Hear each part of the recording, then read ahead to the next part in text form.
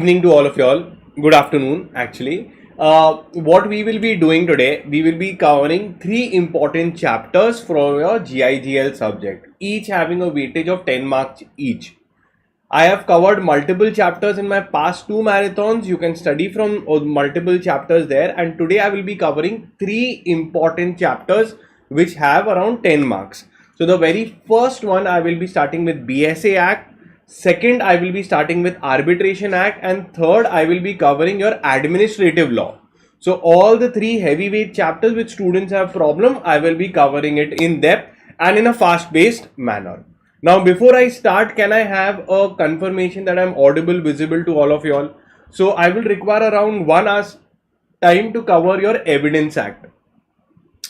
In the chat box quickly, am I audible and visible? So I will start. Okay, great. So remember one thing, that I have two previous marathons. You can study from them. Multiple chapters are covered, and three more chapters I will be knocking off today. Okay, and I will be covering it. So then you have a good enough time. I've shared the notes in the WhatsApp group. Link is in the description. Please go ahead and join so you get these notes. Okay, it's properly made. I will be covering everything, and I will also tell you what is important from exam point of view, and in 1 hour the chapter will get over. Clear? Yeah. So you're audible. Both are good. Okay, both are good, sir. Okay, great. Let's start. Okay, let's start. So please take a copy of the notes so it will be easy for you. Let's begin. Hi. So we start with the Bharatiya Sakshya Adhiniyam. Okay, Sakshya means evidence, and this law has replaced the Evidence Act 1872. Now, if I tell you that look into this image and tell me from these three who is the killer, the police has to identify who is the killer from all the three. Now, obviously, who do you think is the killer? So now what will you be doing? You will be looking at certain evidences, certain proofs that who has stains on their body or who has a harmful weapon, and then you will select. Similarly, in Indian courts also, or in courts all around the world, we look at evidences, that is called as proof, to determine whether a person is guilty or not. Now, the word evidence itself, the word evidence, when we say, comes from the word evidir, which means proof. So your sakshya means your evidence. Sakshya means proof or evidence. Okay. So your BSA Act can be called as the law of proof. Now, the earlier act which was there, that was called as the Indian Evidence Act, was drafted by Sir James Stephen, and obviously it was of 1872, so it was of the British era. Now the BSA Act has been introduced, and it is more in line with the technological things, where we have allowed EFIR, we have allowed digital recognition of proof, etc. Okay, so emails also have been recognized, which we will be seeing, and it has approximately 170 sections. Now, when we start with the act, let's look at the framework, what all is covered in the act. So the Bharatiya Sakshya Adhiniyam 2023, that is your BSA Act, has multiple chapters. Okay, so the first is the preliminary, second is the relevancy of fact, third is about evidence, and fourth is miscellaneous. So 4 important parts are there of your particular act. Okay. Now we begin with the act itself and understanding what all is the Evidence Act cover. So first we see the definition of the term evidence. Very important. We can remember this, that the definition of the term evidence, and it's very nicely given from the word E. You can remember the word 2E. So evidence has been defined under section 2, subsection 1, subclause E. Okay, so this we can easily mention also, that the definition is given under section 2(1)(e). It is given as an inclusive definition. It given as that it includes two kinds of evidence: oral evidence and documentary evidence. So what is the meaning of the term evidence? So they have said that evidence will be includes two kinds of evidence. One is oral evidence, means all the statements given, okay, and they have also include electronic statements given. So emails given is also covered, is considered to be your oral evidence. And it also includes all documents, including electronic documents that are there, okay, in the definition of evidence. So email will come here, above even a WhatsApp communication or phone conversation can also come. So first what we have to learn is the definition of evidence, which is section 21E of the BSA Act, which says that it includes all statements, including those statements which are given electronically, like your phone call, etc. Those will also come, and all statements which is all your written, all your statement, that is a documentary evidence. Okay. Now, after we have done section 21E, which gives you definition of evidence, then we look the definition of fact, which is given under section 21F. And interestingly, even this, the word F is given in here 21F. So easy to learn the definition also. Now the fact also has given in similar inclusive definition. The fact also has been defined as section 21F says that it means and includes. Now what are facts? So facts in the definition has been divided into two categories. One is physical facts and the other one is psychological facts. So there are two kinds of facts given under evidence law. Okay, your BSA Act. One is physical facts. Sir, what are physical facts? So all those facts which can be heard, touched or perceived by senses.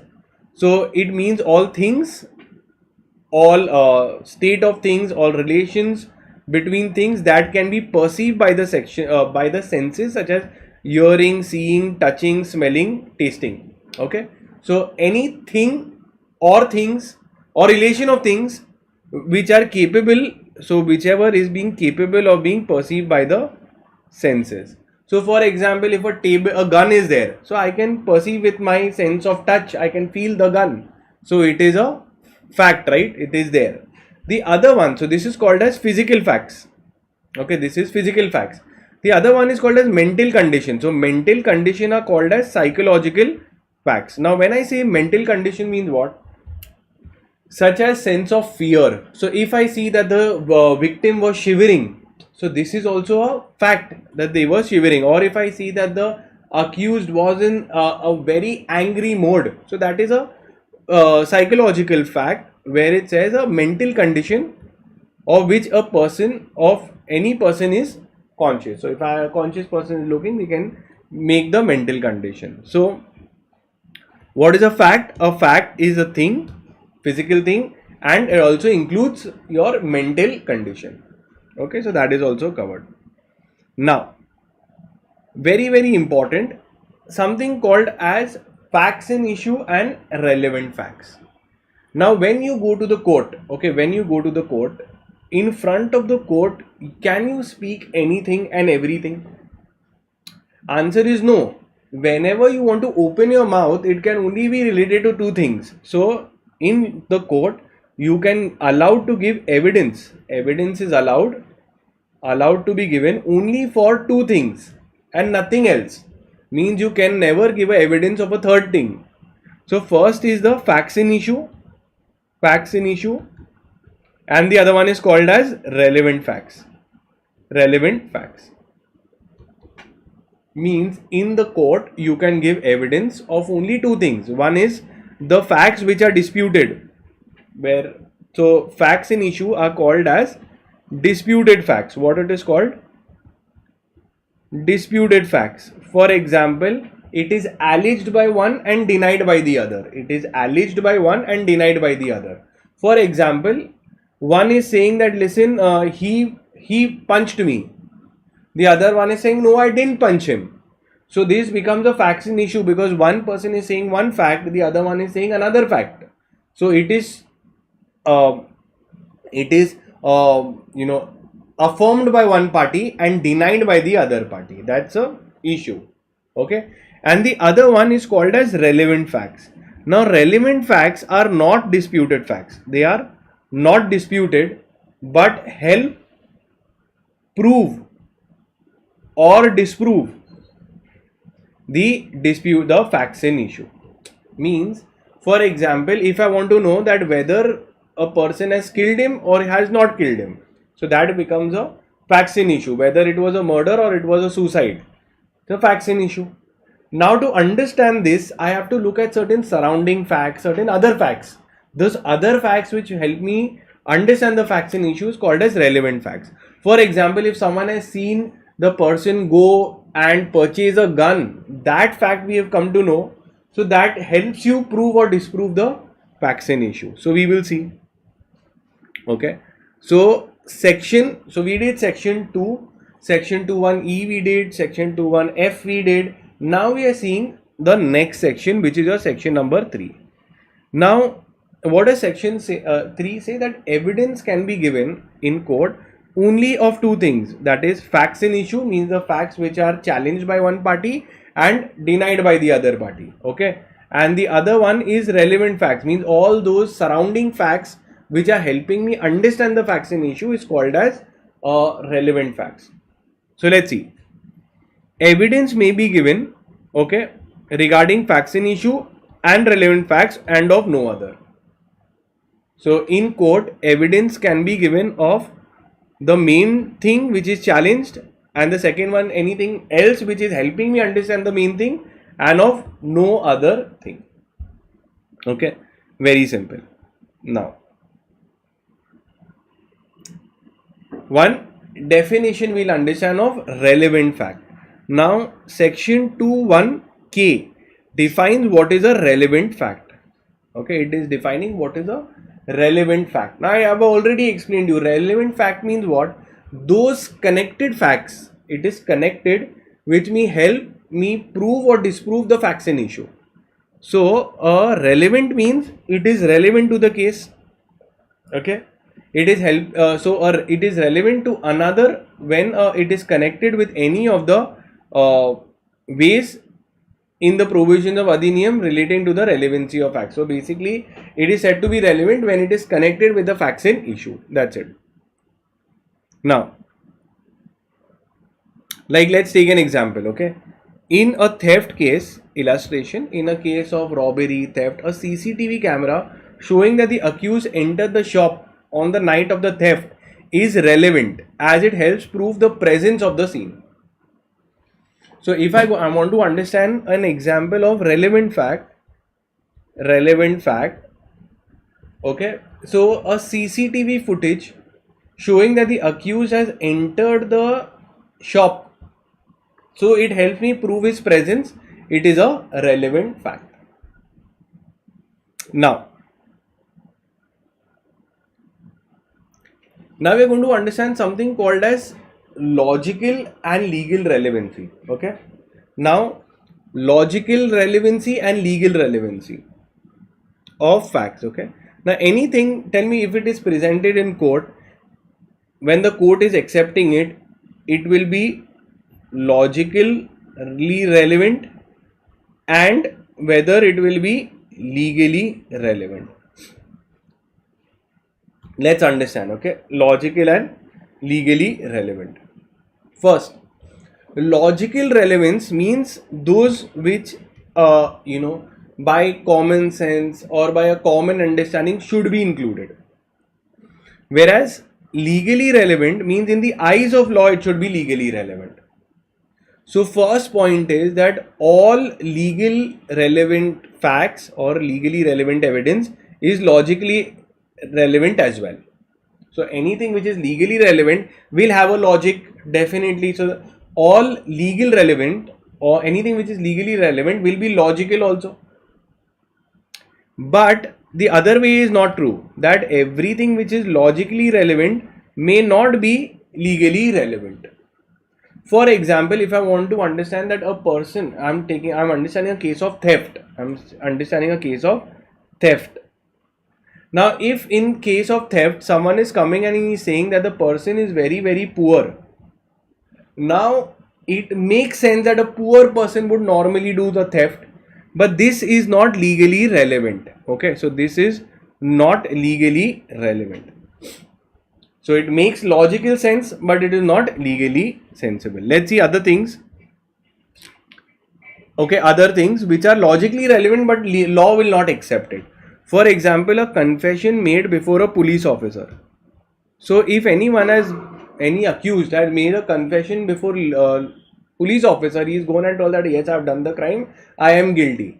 Ideally, logically, it is relevant. Now he himself is agreeing, but in court of law, it cannot be taken because it is legally barred from taking the confession before a police officer. So if any accused is agreeing to his crime before police officer, in court it has zero value. Okay, then third is if I say that listen, both of them have a past dispute, okay, and that is why they have done this crime. So they say a past dispute might be logical relevant, but currently if there is no connection with that, then we will not go into the past. It will be legally irrelevant. Okay, so let's see logical relevancy and legal relevancy. A fact is logically relevant when there is some connection with the other fact.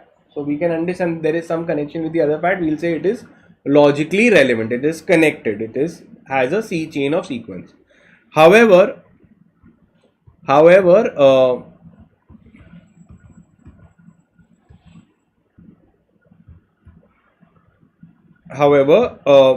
logical relevancy alone does not make a thing which is legally acceptable.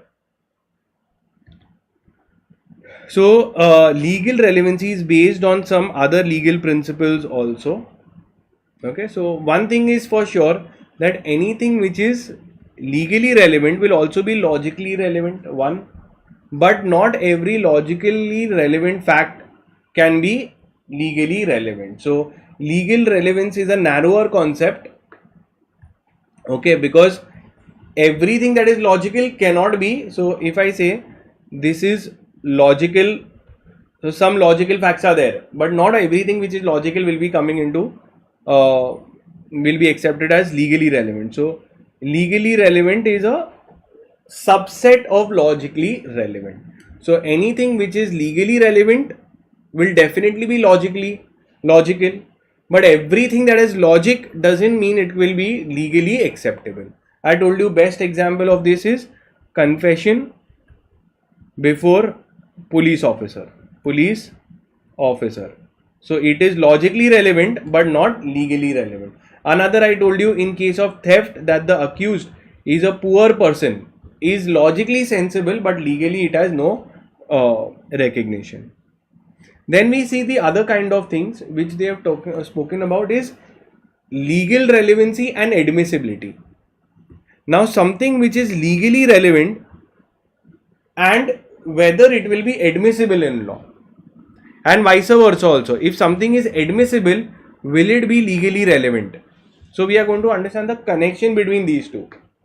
What do you think? Is it the same? Is it that everything that is legally relevant will definitely be admissible in court, or everything that is admissible will definitely be legally relevant? What do you think? So they say yes, there is a thin line of difference. So there is a thin line of difference. Let's understand. Okay, the thin line of difference we will try to understand. First, that legal and this admissibility are not coextensive and interchangeable terms. So first of all, they are not the same. There is some clear-cut differences which we will see. A fact may be legally relevant, yet its reception in evidence may be prohibited on grounds of public policy or some other legal restriction. So something which is legally relevant may be prohibited from being admissible in court. Now similarly, every admissible fact may not be relevant to the case. Sometimes we might admit some facts which are not relevant, but they are somewhere just has been added, like the facts of the case, the name of the parties, etc. Not legally relevant to proving the facts in issue, but so many documents are attached, court admits it. Okay, because later we will come to know from 1,000 documents how many were legally relevant. So documents are normally just accepted it, okay, just on the belief that it is important. However, it might not have any weightage in the court. Now, allows facts to be receivable in evidence, though they might not be declared relevant. A fact may be relevant but not admissible, and admissible but not relevant. So for all I will explain to you, understand that a fact may be relevant but not admissible. It is relevant but not admissible. Let's see. So something which is if I understand relevant, that a husband-wife conversation or communication between husband and wife, it is relevant to the case. It really proves the case also. But what they are saying, it is not admissible in law because there is a specific bar on it that husband-wife communications are called as privileged communication.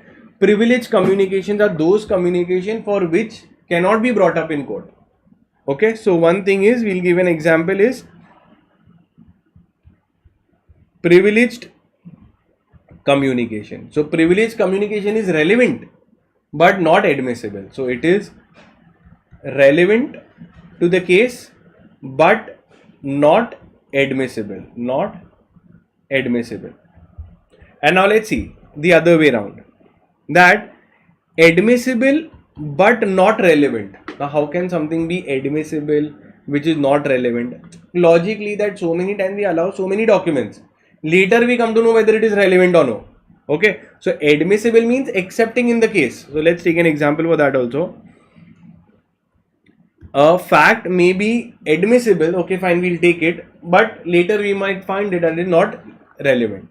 So irrelevant old documents also sometimes the court might admit it, okay, on the hope that it might have some proof, but in reality it might later prove that it has no relevancy. So in property dispute, okay, regarding the ownership of a house, a very old tenancy agreement, rent agreement was admitted by the court, okay, maybe without objection, nobody objected it, so it was admitted.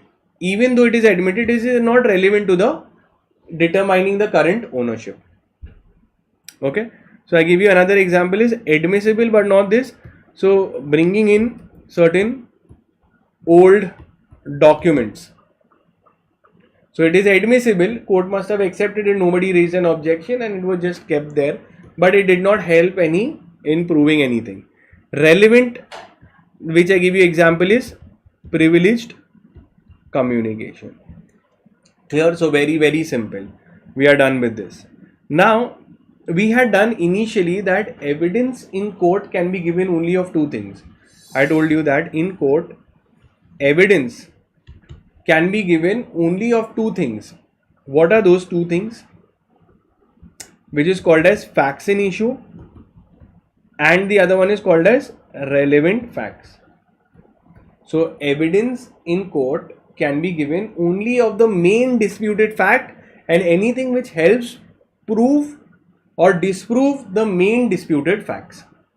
So let's say this is the main disputed facts. So obviously this is the main item in controversy. This is the main matter in controversy. So whether a person died by suicide or by murder, that is facts in issue. So all evidence with respect to that will be taken.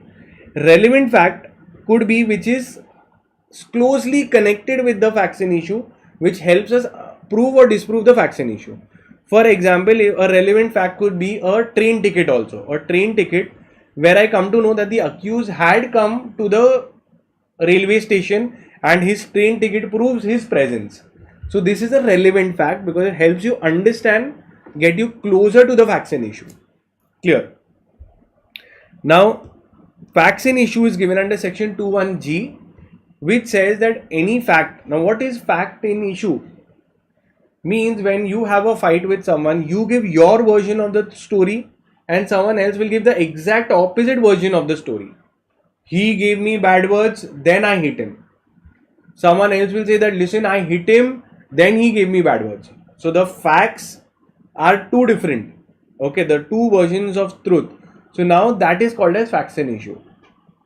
So a facts and issue is a fact which one is saying that it exists, that this is the facts, and the other one is saying no, this did not exist. It is a challenged by one party or asserted by one party and denied by the other party. So facts and issue could be which is asserted by one party and denied by the other party. So this also you can write. Now just remember this simple little point, just little bit of Latin words, that facts in issue are called as factum probandum. What is facts in issue called? As factum probandum, means facts in issue only. And relevant fact are called as factum probans. Okay, probans. Just remember probandum and probans. That's it. Okay, just a Latin word for describing these two terms. Facts in issue we know are the main disputed facts. So if I just write here, it is the main disputed facts, and relevant facts are surrounding facts that help prove or disprove the facts in issue. Clear? As I told you, a railway ticket to prove that he had come to the station of the victim. Now we are done with this. Again, we just have to read it up and then done. Okay, factum probandum is facts in issue, and factum probans is called as relevant fact. Now remember one thing, facts in issue, we say that facts in issue, what does it mean? A facts in issue. So facts in issue means disputed fact. We did that in law of evidence as we were doing. Facts in issue, which is a facts in issue, is in law of evidence. The same thing when I see the disputed facts from civil procedure code, the term that they use is not facts in issue. It is worded differently. They call it as issues of fact. Issues of fact is the terminology used in civil procedure code. Sir, again, can you explain? So basically, the main disputed points as per BSA Act, we call it as the facts in issue for the purpose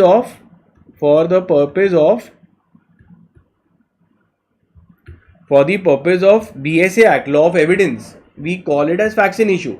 Disputed facts are called as facts in issue. We just did. But when you go to the civil procedure code, in civil procedure code, the same disputed facts are just called it slightly different. It's the same thing only, called as issues of fact. Clear? Simple. So depending which act are you reading, the terminologies will differ accordingly. That's it. Facts in issue is from which point of view? Facts in issue is from evidence or BSA point of view, and issues of fact are from the terminology used for disputed facts in Civil Procedure Code 1908. Now we come to the next part of the BSA Act, which is called as classification of relevant facts. Now what are relevant facts? So relevant facts are not directly in dispute. So they are not directly in dispute, but these facts help me understand the facts in issue. Okay. So they have given you different categories of relevant facts.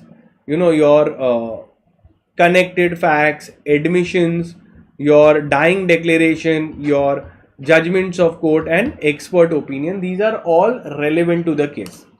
If I just see some of them, you will come to know. For example, a expert opinion.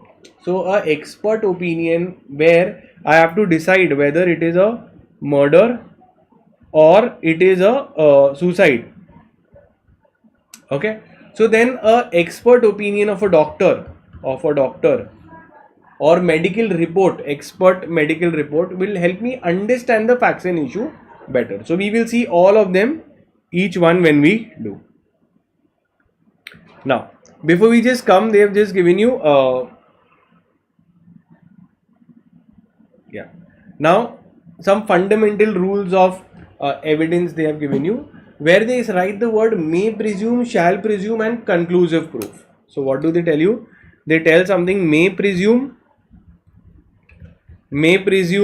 shall presume, and conclusive proof. So all three are different, and this I'm 110% sure you have read somewhere. Okay. Now in law, it has been written may. The court may means what? Court has a discretion. It is a discretion to believe or not believe, to presume or not presume. It's a court as an option. Okay. In shall, it has been written that the court has to presume. Court shall means has no discretion. Courts have no discretion, where the court will have to presume that it is there. Okay. And the last one is conclusive proof. Conclusive proof means it cannot be rebutted. It is decided. Okay. It will go unchallenged. Let's see what it means, each one.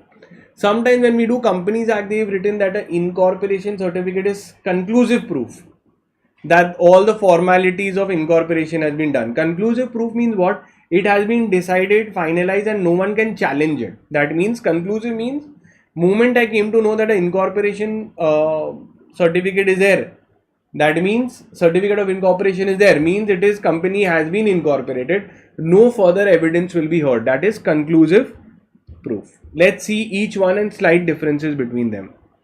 Okay. Now, first I have to understand shall, presume, etc. So these are all presumptions. Now the word presumption means what? Let's say presumption means what? That the court is inferring, there is an inference about the existence of a fact without direct evidence based on some other facts which have already been known. So pay attention, let me give you an example. Suppose there is a door rings. Okay, doorbell rings. Now you want to understand who must have come. Now you are trying to presume, find out who must have come. Imagine 20 minutes before your brother ordered from Zomato some food. So now you don't have direct evidence of who is standing behind the door. So you don't have any direct evidence of who is standing behind the door. But you have one evidence that 20 minutes before your brother has ordered from Zomato. So there is some another fact which has already been proved. This fact we have. So now we will presume, we will take an inference. Inference will be taken that maybe it is the Swiggy person or the Zomato or the food delivery person who has come forward to give the food. So what is the meaning of the term inference? So presumption means an inference without legal evidence, without direct legal evidence, but we are inferring it based on another fact which has been proved. So we have this fact that someone has ordered food, so from that we can make a assumption that listen, it must be the food delivery person. Done. Presumption concept we've understood. Next, presumption may relate to facts or laws. Let's see. Now pay attention. When we say that it is rebuttable, it can be disputed, like a presumption which is there, court may presume. So it is rebuttable. Court, someone can challenge it, someone can say no. So court will hear to the evidence anything contrary to what they have presumed. So if the court has presumed that you are an Indian, and an option was given to the court, so anyone, the opposite side has a right to rebut it, has to challenge it, can challenge it. So in this can be dispute. So a presumption can be disproved is called as a rebuttable presumption. So wherever may has been given, someone always have a right to come and say no, court is wrong. But they can never do it. This cannot be disproved. A conclusive evidence means it has been finalized, fixed by law, and nobody can give evidence to disprove it. Like I told you, certificate of incorporation is there, share certificate is there showing fully paid up shares. So nobody can come. This is conclusive proof. Then court will not listen to any more evidence. Now, let's look at the three terms that are there. One is called as may presume.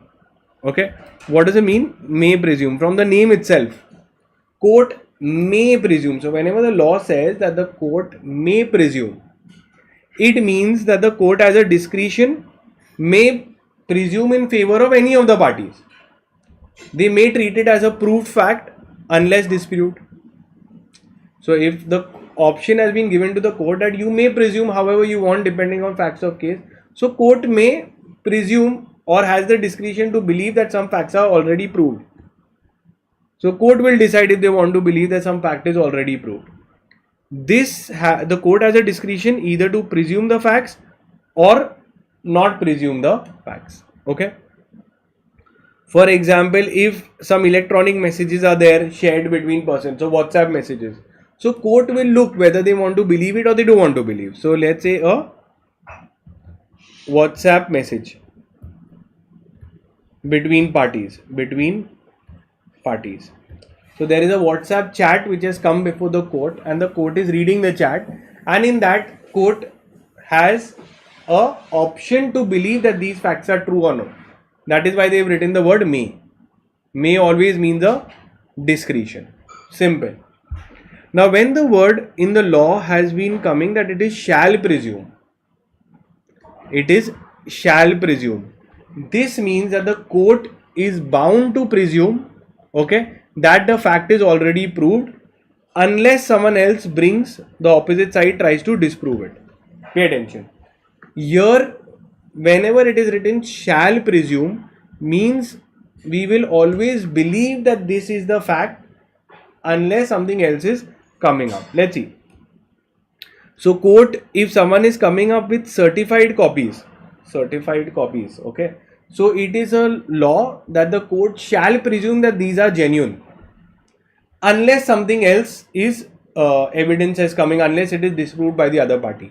So here the opposite side still gets a chance to disprove it. Court just believes it on first hand prima facie that this is genuine. Now you prove it. In the first one, court will decide whether to believe or not believe. In second one, court already believes and tell the other party, do you have to say anything? Do you have any evidence against it? Otherwise, I am already believing it. Okay. Let's take another example of presumption. So in this, it is written that if anyone is in possession of drugs, so if anyone has been found in possession of drugs, it will be presumed that he has bought it, unless he proves that someone has just put it in my bag and it was not without my knowledge. So, but the presumption, burden of proof will always, court will decide on whom to put. But when they use the word conclusive proof, when the law uses the word conclusive proof, means it is concluded, it is decided, no challenging evidence will only be heard. So when any law declares as a fact to be conclusive proof, for example, share certificate which are received by the company and it shows fully paid, it is conclusive proof. We will not hear and give the other side an opportunity to challenge. Then the court must regard it as a fact and cannot allow, this is the biggest difference, they cannot allow any evidence to disprove it. Court must accept it and no evidence will be allowed to disprove it because it is conclusive proof. So conclusive proof is there where the opposite party will not get a chance to challenge it. In second one, court will already presume that it is correct and the opposite side will still get a chance to disprove it. And in May, it is the weakest where the court has a discretion to choose anything, okay, and obviously each party will have to fight to prove their version of the truth. Okay, so we are done. Rebuttable are which one? May and shall. May and shall are still the opposite side gets a chance to rebut. Conclusive, it is non-rebuttable, other side doesn't get an option to choose. So again, what is presumption? Presumption is an inference without direct evidence but based on some other evidence which is already known. when the court uses the word may presume, it's a discretion. Court may presume it, and the opposite, both the parties will get an opportunity to challenge it. In shall presume, the court doesn't have a discretion, will presume something and give the other side an option to challenge it. If it is not sufficient, then the court will go with their initial presumption only. In conclusive proof, if conclusive proof has been brought, court will end the matter. They will not discuss it any further. No party will get a chance to disprove this. Simple.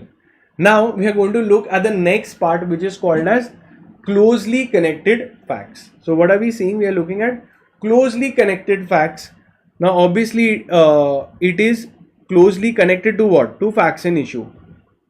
To the facts in issue. Now we have done this, that it comes under relevant facts. Sir, what are relevant facts? So relevant facts are closely connected with facts in issue. With facts in issue. Sir, what are facts in issue? The main disputed point which is there, it is connected with them. Like anyone finding a ticket that you were there, or anyone going to buy the knife. That's a closely connected fact. So let's see what is a closely connected fact. Okay. Now, first thing is closely connected facts. Are facts linked with the facts in issue or the relevant fact and helping to get an understanding of the case. It is covered from section 4 to section number 14 of the BSA Act. Very, very simple. Again, if I understand, sir, what is a closely connected fact? So it is intimately linked to the facts in issue. So a closely connected fact is linked to the facts in issue or the relevant fact.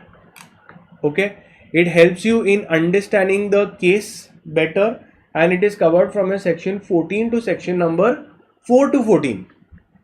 So closely connected facts are from section 4 to section number 14 of the BSA Act. Let's look at which all it is there. Okay, so very first one is called as section number 4. Closely connected facts. Let's look at them. So closely connected facts is given in your section number 4. It is called as res gestae. What is section number 4? Section 4 is called as res gestae, which means certain facts which are forming a part of the same transaction. So facts which are forming a part of the same transaction, okay, are called as res gestae, section number 4. They are closely connected facts. So facts forming a part of the same transaction are relevant. Okay, your words spoken during a murder, etc. Now let's look at this section number 4. Okay, we are looking at section number 4. Okay, so section number 4, relevancy of facts forming a part of the same transaction. So facts which are not in dispute themselves, they are not directly in dispute, but they are connected with the facts in issue or relevant fact so as to form a part of the same transaction and therefore are relevant, and such facts are called as res gestae. I'll give you a very simple example. Okay, first, so multiple examples have been given. Let me explain to you. So when we are talking of delivery of goods, in deciding a delivery of goods by A were delivered, the successive deliveries to the various persons each are relevant. Let's take an example. Okay, now we are looking at section number 4, which is called as closely connected facts. Okay, it is so close, it is forming part of same transaction. Okay, and these are called as res gestae. They are called as res gestae. Simple.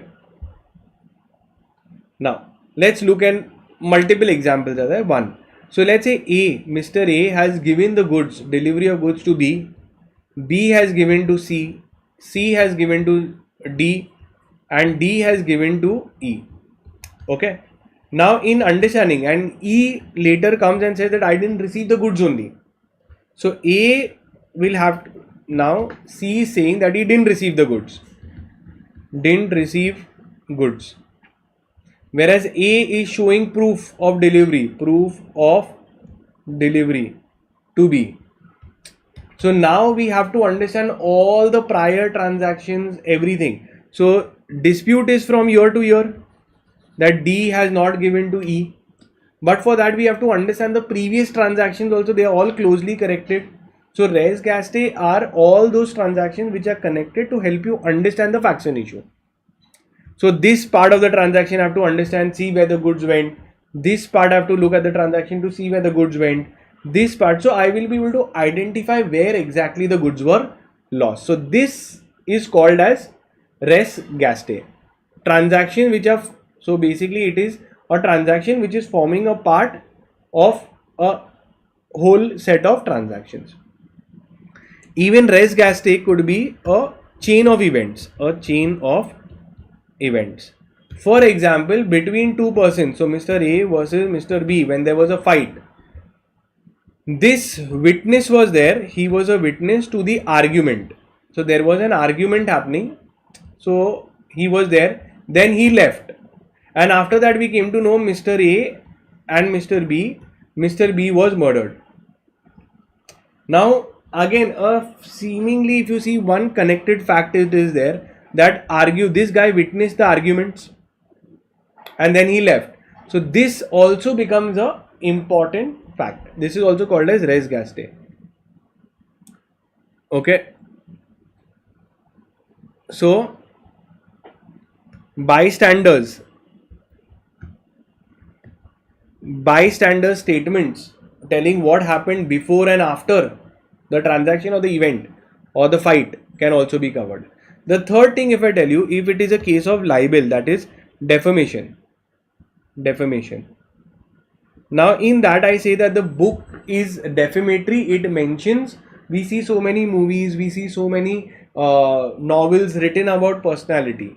One person is saying that, listen, this book is written about this personality. It is it is defamatory. It is lowering the person's reputation. Now, in order to understand this, you will have to look at other letters also, other text also. You will have to read the full meaning. If someone is saying that this para is defamatory, so to understand that, I will look at the previous paras also and later paras also. All the previous words and the succeeding words will also be studied. So this is called as res geste. So they are not in dispute themselves, but they are so connected that they are assumed to be a part of the same transaction or in the same sequence. That's it. Okay. So this is your section number 4. It is called as your connected fact. Next, if we look at your section number 5. What is section 5? Facts which are coming as a cause and effect of the faction issue. So remember, facts which are from cause or effect of the faction issue or relevant fact are an occasion of cause and effect. Now understand one thing, that if we are just looking at the main thing we don't know, so we are looking at previous things, later things, etc. Now what happened is, so they will, all these points will be more or less similar only. Okay, but they've just bottled it into different sections. So here they are saying that one person was there. He won in the casino. He won money. He was telling everybody that I have won the money. He was showing it. So this was before the robbery. He was showing this. So this becomes important. So causing or resulting or giving an opportunity. Example, the victim showing money before the robbery. So a victim showing off his money before the robbery is a point of closely connected fact. So this talks about res geste. This one talks about cause and effect. Okay, so maybe you won the money, that was the cause you got, and in the effect it got robbed. Next, so this was section number 5. What does section 5 talk about? That facts which are an occasion, cause and effect of the faction issue, means with respect to the main issue. Like let's say the faction issue is about a case of theft or robbery. just before that, just before the robbery, because you won a lottery, okay, you won a lottery is the cause, and now you have a lot of money, you were showing off, everybody saw, that's the cause, it led into the effect of you being robbed. Okay, that is why you see the richest of the people don't show off their wealth. They will not keep coming and showing how much money they have. The real rich people believe in simple lifestyle because they get threat of being robbed. Okay, now section number 5, very simple. 6, about any preparation motive or subsequent conduct. So if any proof is there that he was arranging the funds, or a person going to buy a knife, buy a gun, is showing motive or preparation. Okay, so just before killing, if he saw that this person went, bought acid and he came, so it is showing preparation, it is showing motive. That is section number 6. Now when I look at section number 7, facts necessary to explain or introduce facts in issue. So before telling the facts in issue, you always see whenever the police comes and they want to identify whether murder was done or no, they will say, tell me the full story, tell me the full story. So telling the full story is facts which is required to introduce the facts in issue. He is his son, the two brothers always used to have a fight over property. So all these facts, so facts explaining or introducing the facts in issue are relevant. So before we also make an agreement, we tell you all the previous things, right? Introduce the parties, why did they come, how did they meet, why they want to enter, and then you talk about the detailed terms and conditions. Okay, so family situation while making the will. So two brothers always keep fighting, so that's backstory they require. So this means what? Section number 7 is about the backstory. Tell from the very beginning. Facts which help you introduce the facts in issue. Next, section number 8. Things said by the conspirer or conspirators. So let's say when one of, now this is a rule that a co-accused, let's say there is a joint trial going on. Okay, so there is a joint trial. What is happening? A joint trial is happening, and there are Mr. A and Mr. B are co-accused. What are they? Co-accused. Both of them have been accused of, let's say, accused of robbery. Now it is a rule that if a statement of confession by one accused can bind other accused also, can bind other accused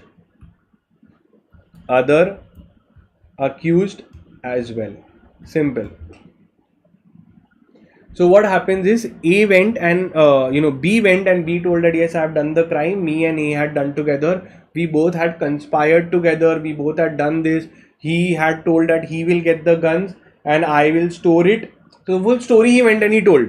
So automatically, as per law, even A gets caught, or even A is now bound by the statement or the confession given by the other co-accused. So this is what they are saying, that things done or said by one of the conspirator who had worked in common intention will bind the other persons also. So acts or statements of any conspirators, okay, are relevant to convict the other accused also. So one conspirator said that this guy went and bought the arms and I came and I was killing everyone. So a statement by the conspirator is co-accused is important because it is relevant, it can bind the other person also. Section number 9, facts that are not otherwise relevant become relevant. So otherwise irrelevant facts become relevant if they affect the proving ability. Probability means what?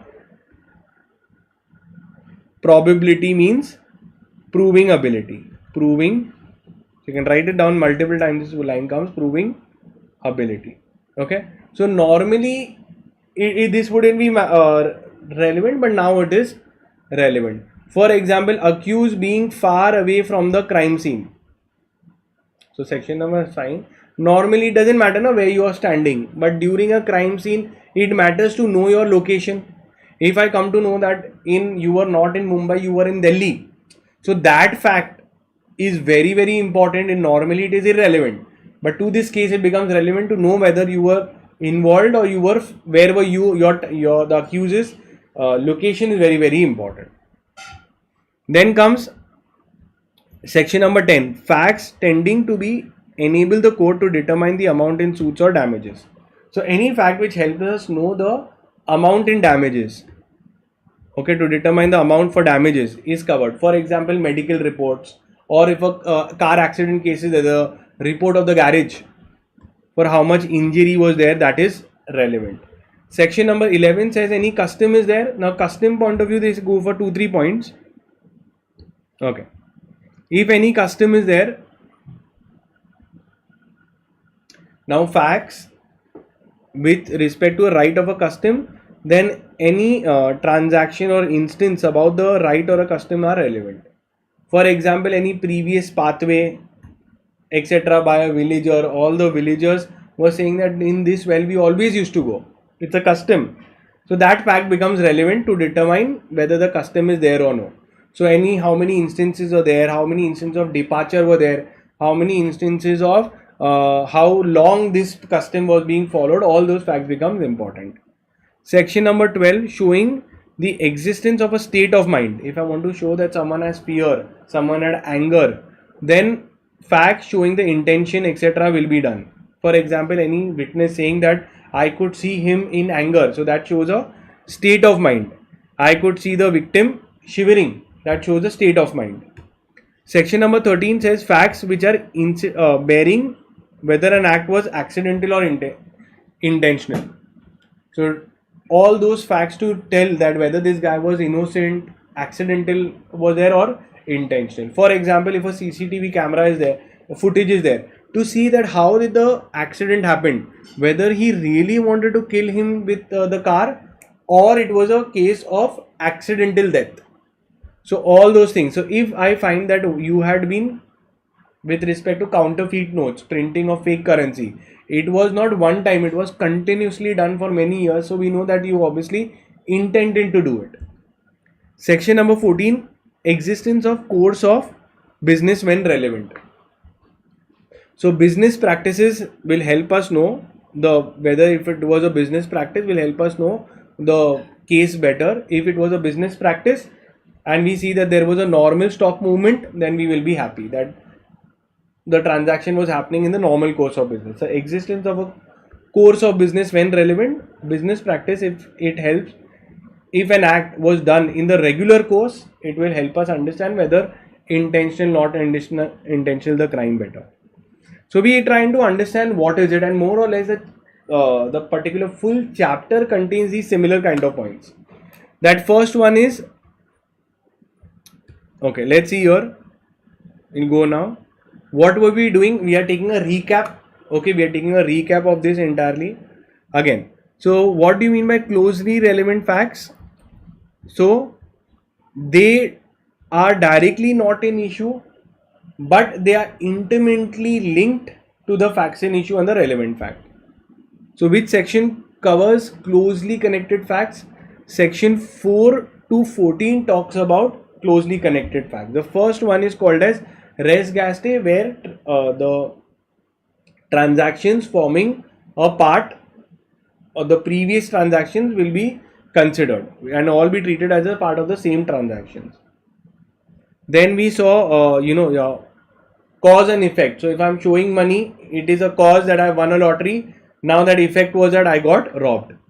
Motive. So when you see you purchase the weapon, is a case of signifying the motive.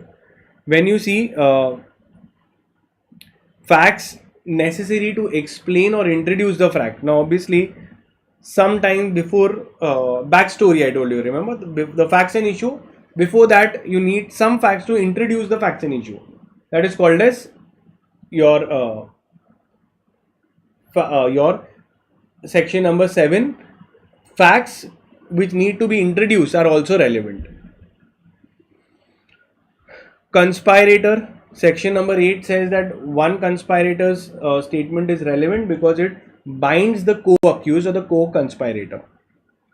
Okay, facts when not normally relevant, otherwise irrelevant, become relevant.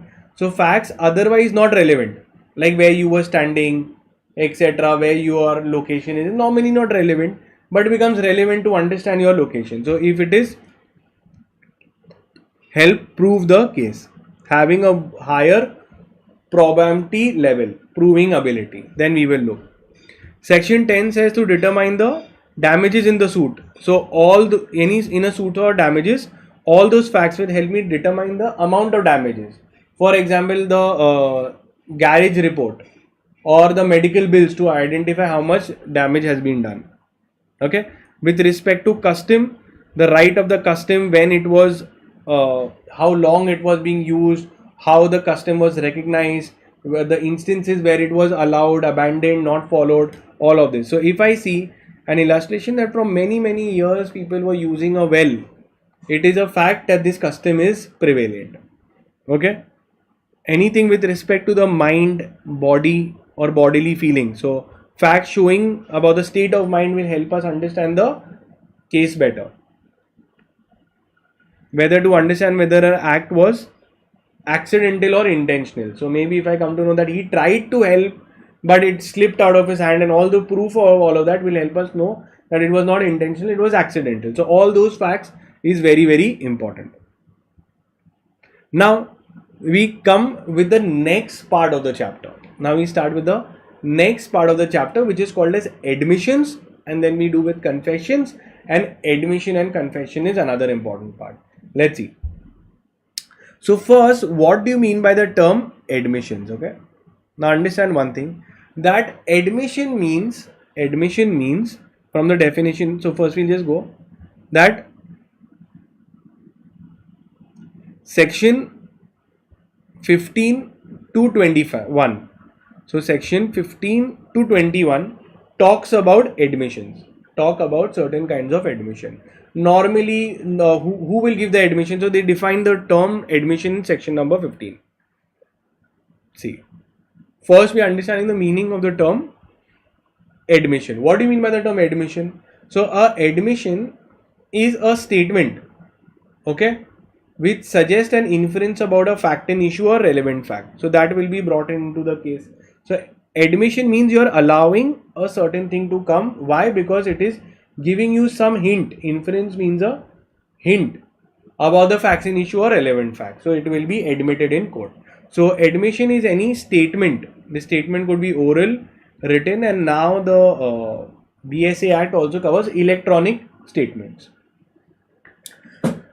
Section 15 says that a statement which helps me understand the facts in issue or relevant fact is called as is an important fact which will be admitted in law. Now normally, whose statements will be admitted? Normally, whose statements will be admitted?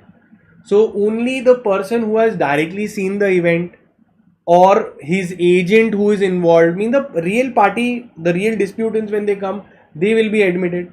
Sometimes we also allow witnesses who have seen it, who are not directly in dispute, but a third party. And also we allow sometimes who are experts, who are nowhere seen it, but they will give the expert report, even that will be admitted. Okay, so all those things can be allowed in court. Admission means to allow, be allowed. Now let's see.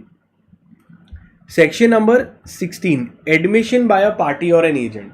So statements by any party or their agent, okay, any person having an interest, okay, in the case, are admissions.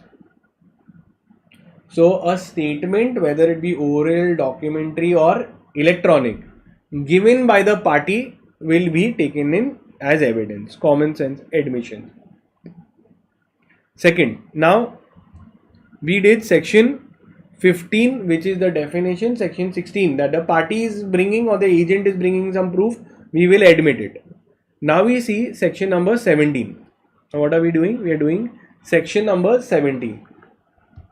Admission by persons whose position must be proved. Let's understand this line. What are they saying? That who will give some hint, and their statement is very, very important. So this is admission by a person whose statement helps prove the facts and issue. So you can write this admission by a person who helps prove the facts and issue. For example, admission by a HR, human resource department, saying that yes, the salary of the employee is unpaid. So it is important. So where a party needs to prove another party's position or liability, like where a party means where the HR needs to prove another person's liability or right, okay, then it can also be allowed and admitted in court. Admission means what? Just write the word. Admission means admitted or allowed in court. Okay, so certain statements it will be allowed, made by the party, made by the agent, made by any person who will prove someone's liability. For example, A sues B for non-payment of salary. Now, A statement by the company's HR admitting the pending salary is an admission. Next, A sues an insurance company for settlement claim. Now, this we are seeing that anyone else who helps me prove that particular liability is important. So, workshop's report confirming the accident damage is an admission. Then we come to the next thing, is section number 18, that admission by person expressly referred by the party. So what else will be admitted in law? Anything where the one party has expressly said that ask him. For example, in a case where someone has told that did you get so much revenue, I say talk to my accountant. So if I say ask my accountant about the debts, then the accountant statements will be admitted in law. So statements by a person to whom a party, I am the party to suit, expressly referred for information. I told ask my accountant. So that will be covered. Next we see proof of admissions. Now if a person has made an admission, it can be used against that person in court. Now admission could be of a fact or guilt. Admission could be of a fact, or in a fact is something which is not incriminating, it is not against me, or admission could also be of a guilt. Okay, admission is a wider term, it includes even guilt. I have admitted a fact which is against that I have done it, is also covered. If a person has made an admission, it can be used against that person. Okay, a person can use his own admission only in 3 cases. Okay, if admission would be allowed under section 26. So 26 is about dying declaration. So a person just before dying has made a statement, it can be taken in his favor. If a person, if it shows the state of the mind of a person. So if example I will say that listen, so what all facts can be admitted? So first we are saying that any fact which is against, I am making a statement which is against me, it will be allowed. Anything in my favor, I will not be allowed. So court allows statements which are against oneself. So if person is making a voluntary admission of a guilt, court will accept it now. If a person has made an admission and it is against that person, court will easily accept it. Okay, but if I am just making a positive statement, court will not say. Court will say we understand, that is by default, you don't have to mention. For your support of your case, we will always know that your statement is there. You will always say that you have not done anything. So anything which is for you, court does not take that much importance, but against you, which you are accepting, court will obviously take that into record. Now we see your section number 20, oral admission about documents. Now, oral admission about documents contents are irrelevant.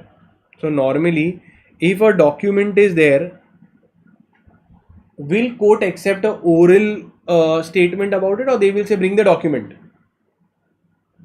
They will always say that bring the document. So oral admission about a contents or documents are not to be taken unless the document is not available, that is, it is now secondary evidence.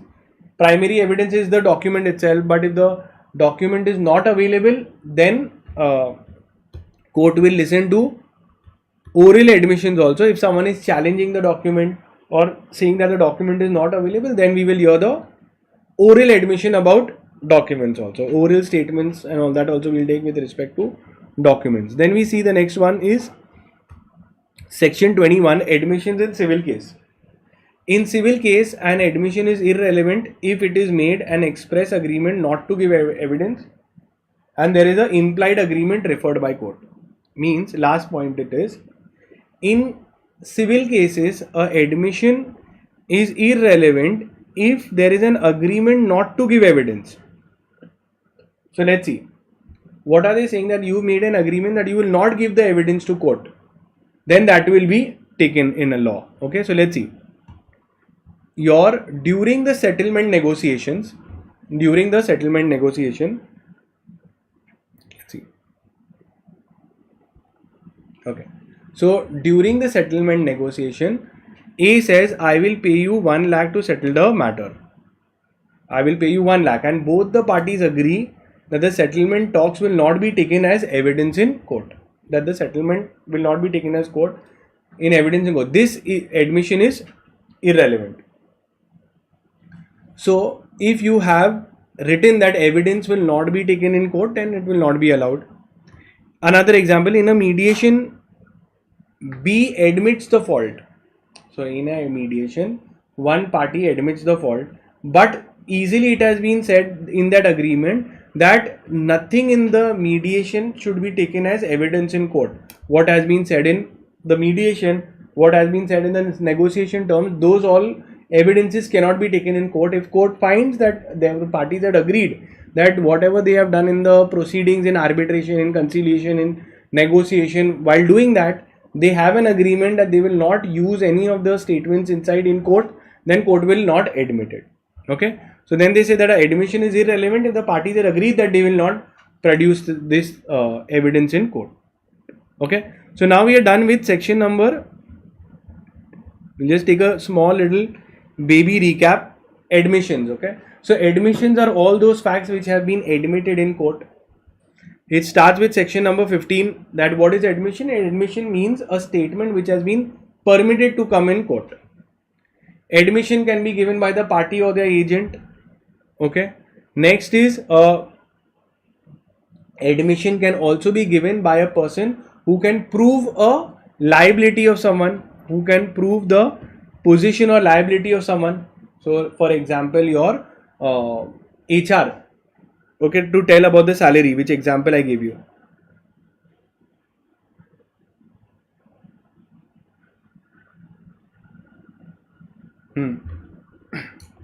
Then comes your section number 18. That person's admission by person expressly referred by the party. So if one of the parties expressly said, ask my accountant, then that accountant statements can also be admitted. Proof of admission. So anything which you said against yourself, that will happily be taken in court. Anything which you said in favor of yourself, court may not take it. They say, we know everyone will say positive about themselves. That is not something that we want to take too much. Just a clear statement without any other evidence. Oral, normally documentary evidence is there, so we will say bring it in court, documentary evidence. But oral admission about a document contents are irrelevant. So orally, when you are saying anything that, listen, I have an agreement, in this agreement all this is stated, law will say bring the agreement. So I say sorry, then it will not be taken. However, if I say that the agreement is not available, original agreement is lost, destroyed, unavailable, then only court will listen to oral things. And then comes if a party themselves have in some place, they have an agreement that they will not bring up certain evidence what has happened in the arbitration, conciliation, mediation, settlement, negotiation, whatever stated and mentioned there will not be brought in court. They have a written agreement and the court will say, sorry, you all have an agreement, we'll honor it. No evidence of that can be brought in court. So beautifully done all these points. These are all things which can be admitted in court. Now we look at the term called as confession. Okay, now we look about confession. Confessions are from section number 22 to 24. Confessions are from section number 22 to 24. Let's see, very, very simple.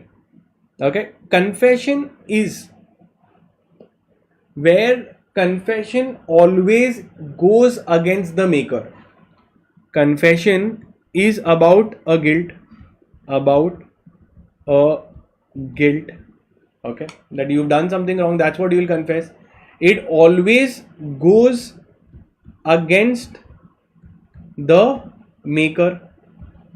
So obviously a confession will put you in loss, so it's not good to confess, okay, because it can land you in jail. Now the point is that if the confession is caused by a threat, coercion, or a promise that listen, you confess, we will give you 10 lakh rupees. So this confession is not free consent. So therefore a confession which has been induced, which has been achieved through threat, coercion, okay, misrepresentation, promise, etc., then that confession will not be taken. Simple.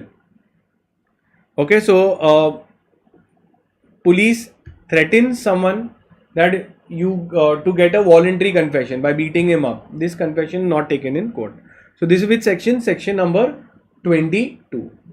Now we look at section number 22. Some conditions they have given, very, very simple. 6 conditions they have given to attract that this cannot be taken in court. First of all, there is a confession. Confession has been made by the accused. It is made to the authority, police, and it was obtained through threat, coercion, promise, etc.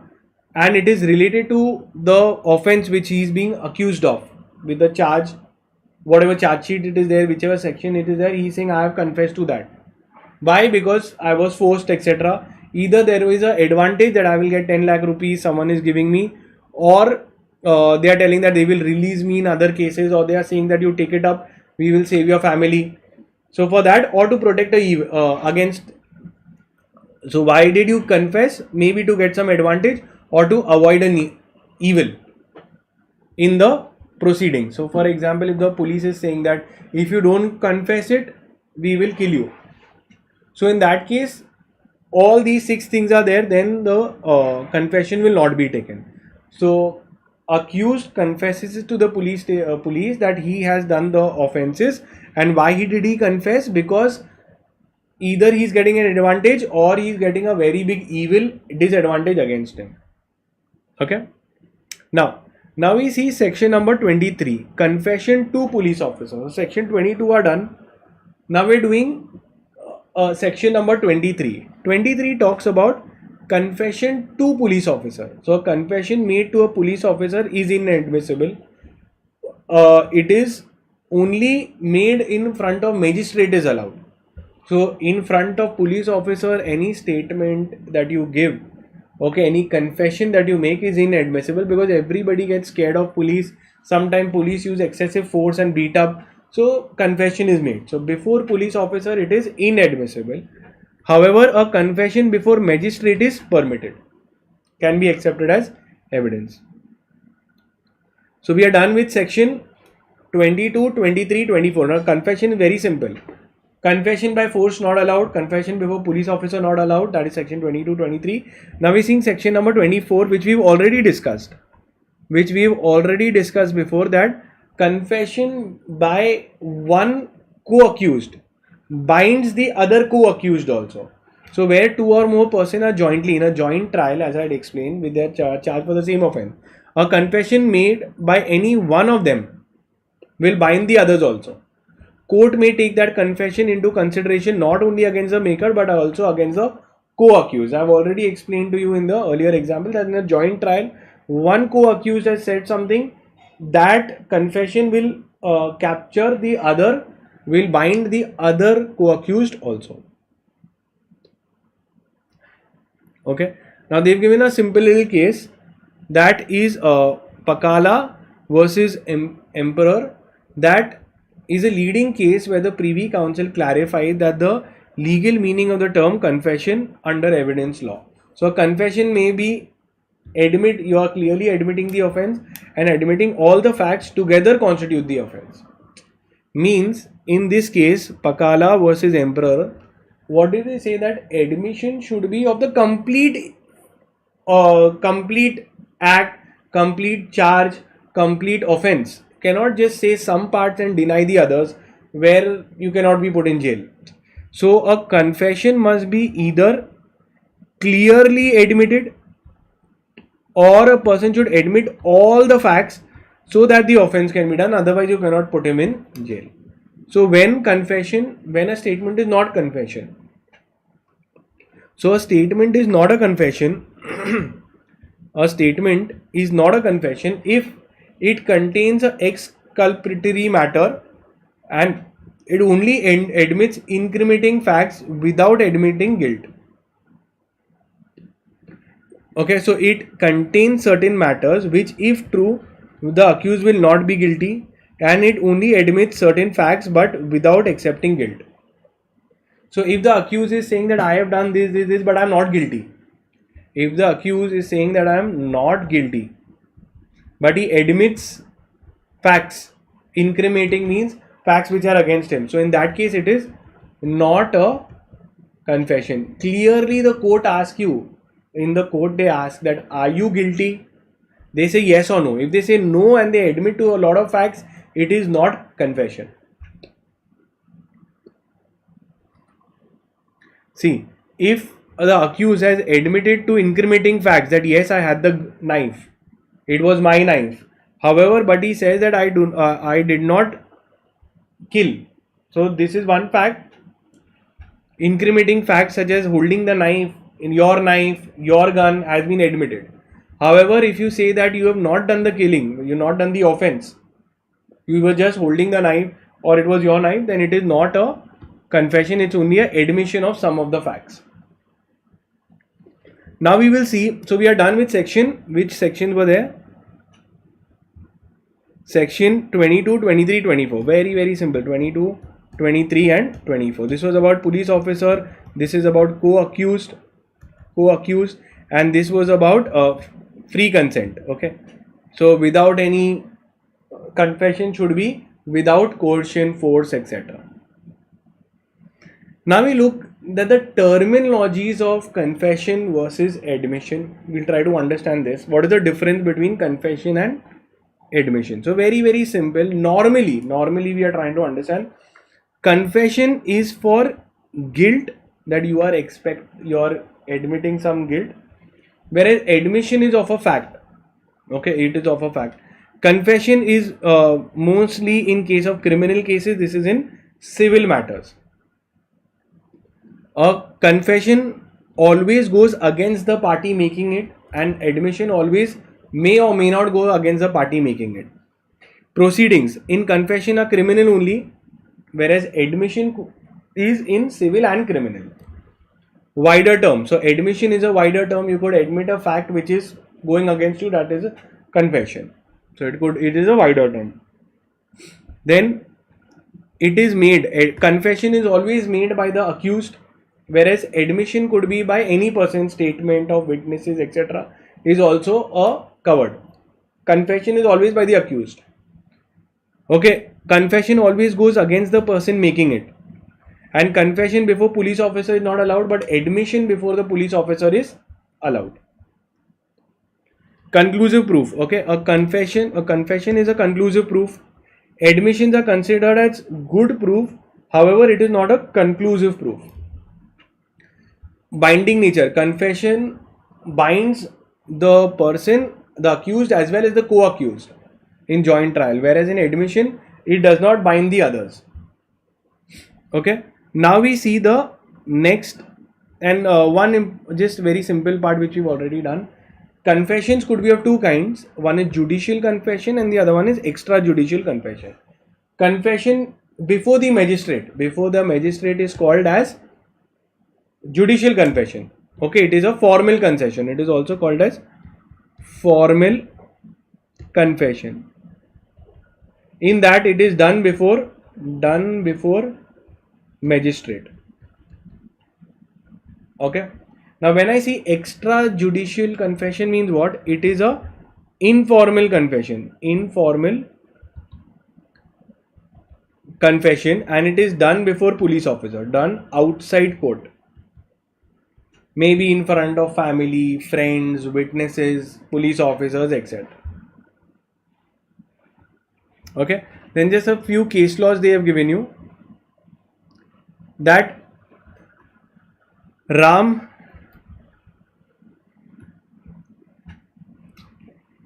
okay, they've given you is in case of Ram Khaliari versus Rajasthan, that conviction based on extrajudicial confession made to close relatives is valid if the witness is reliable and truthful. So very simple. The main thing is extrajudicial confession. If you made to close relative and the witness is true and reliable, court have accepted it. Second, in Vinayak Shivaji Rao versus State of Maharashtra, extrajudicial confession need not be verified if proved by an independent unbiased witness.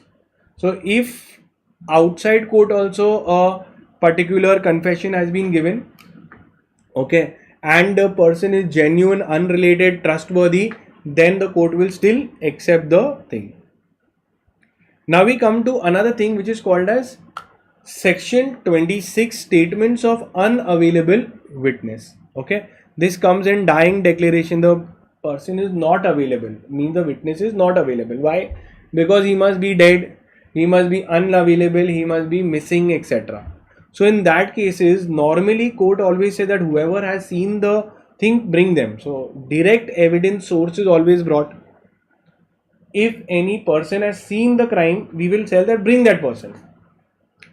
In rare cases, that is we are calling persons who are not available, we are listening to them also in court. So let's see.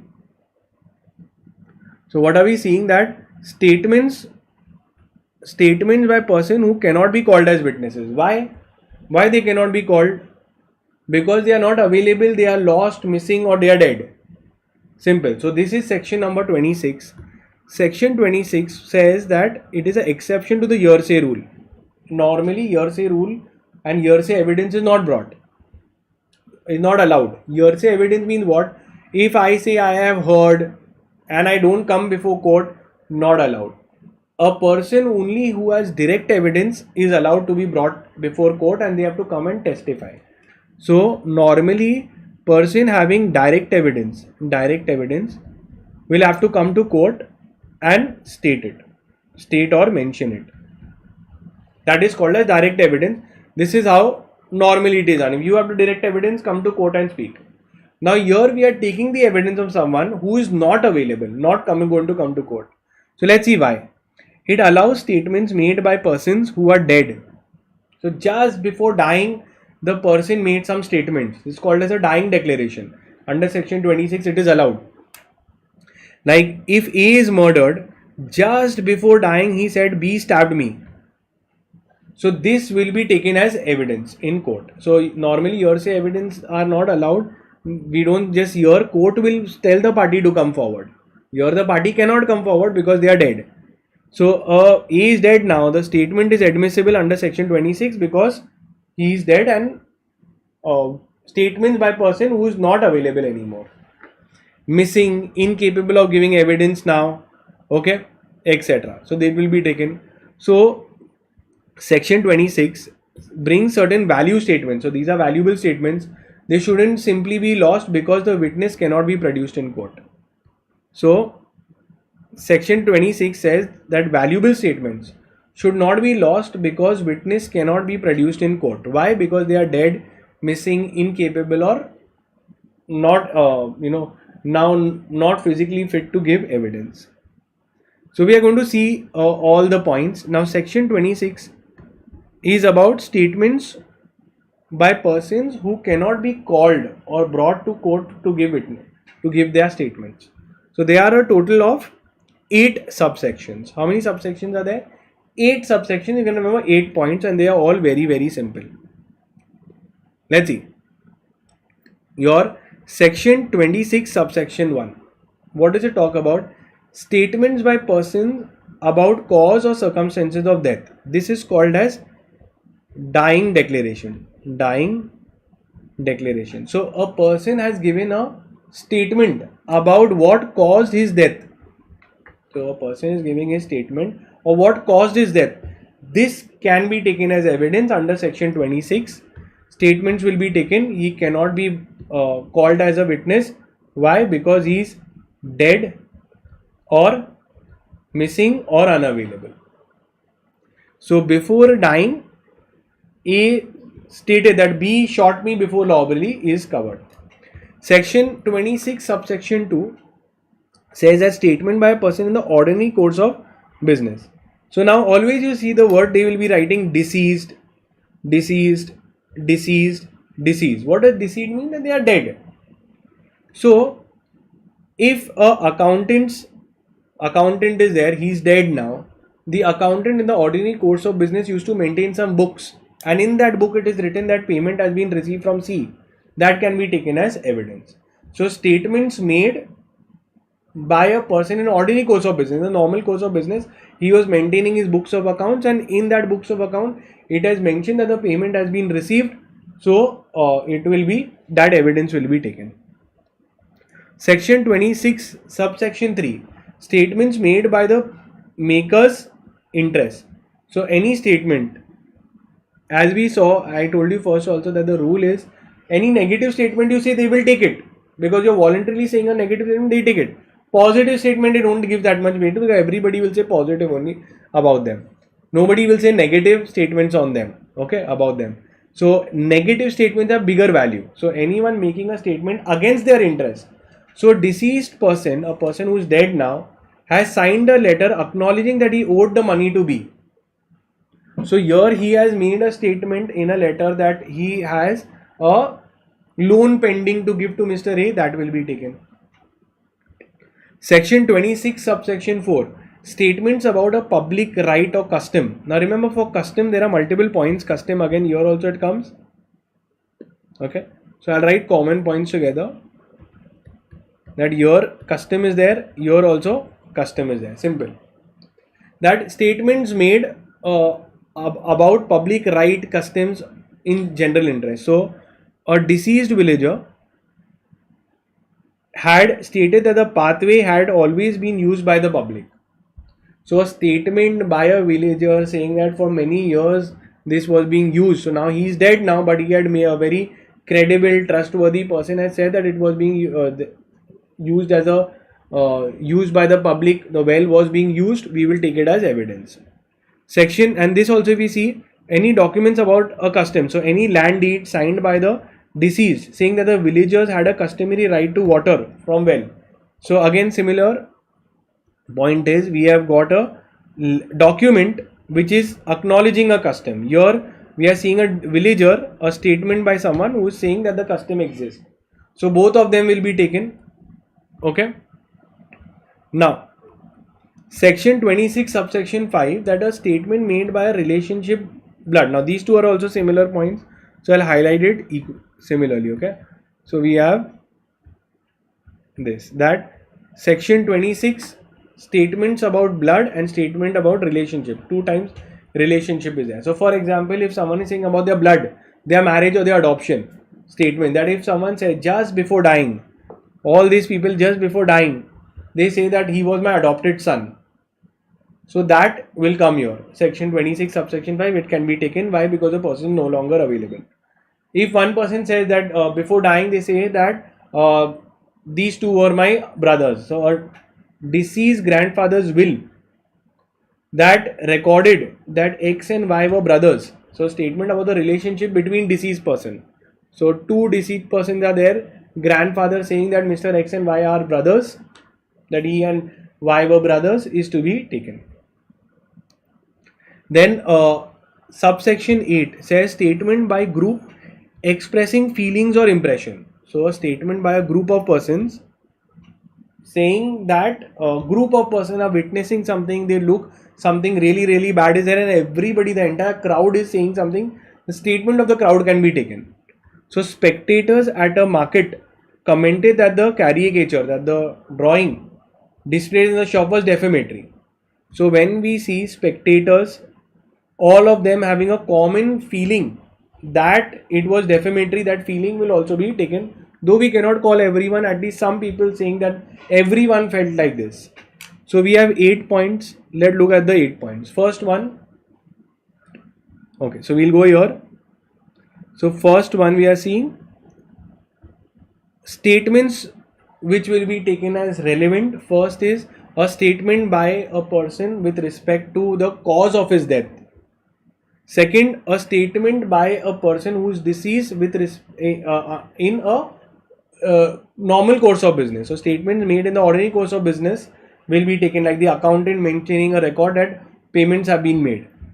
Statements against one interest. I told you that whenever you make any statement against yourself, law takes it, because nobody will make a statement against them. So a deceased father has written that he owes the debt, that will be taken. Similarly, with respect to customs, so a statement with respect to a public right customs made before the controversy arose is relevant.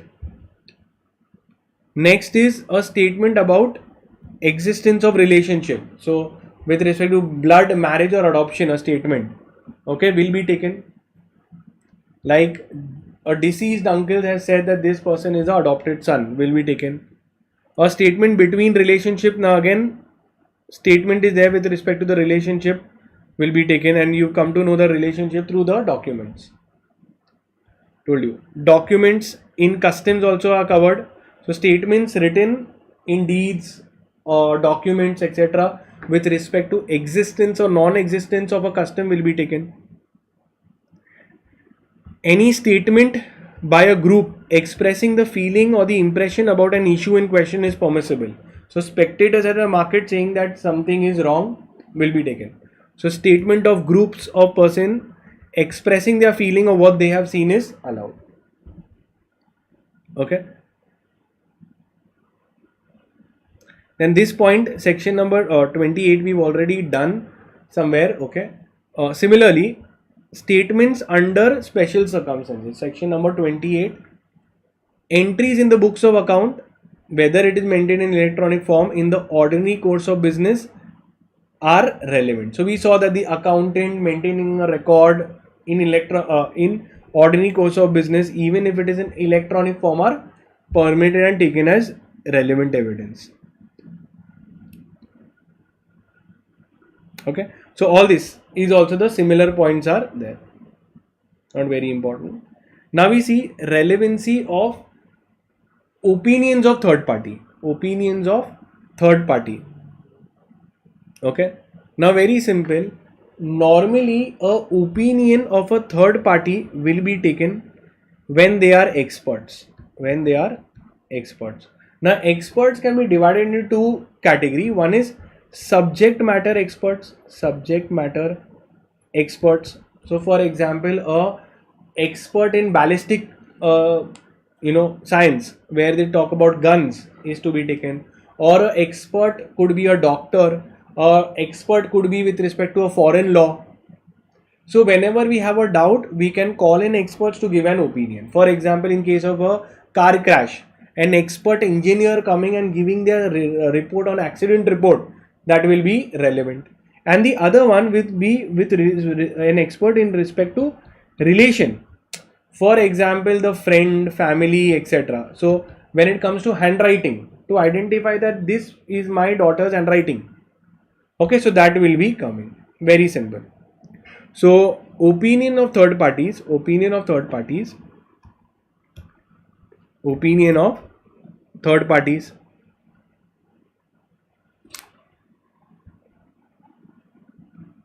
that section 39 to 45 of the BSA Act talks about opinions of a third party.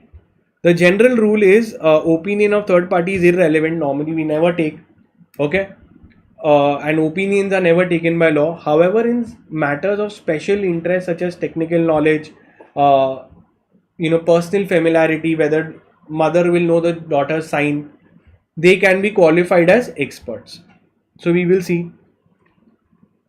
Okay, section 39 to your 45 is covered. Section 39 to 45 is covered as experts. Let's look.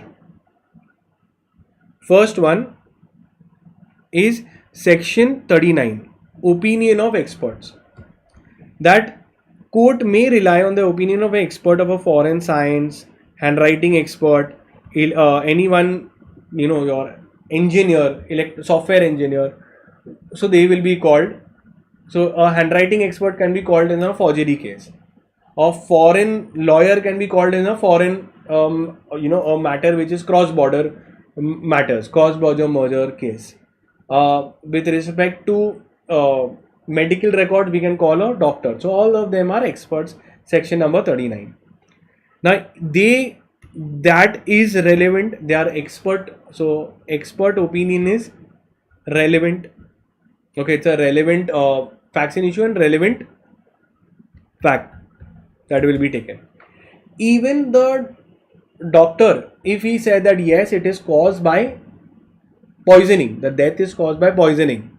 Now we will ask that how did that expert come to that conclusion? So they will have a full report. Now they will have a full report that is also considered relevant. So that is also considered relevant. So even the facts supporting the expert opinion is also covered.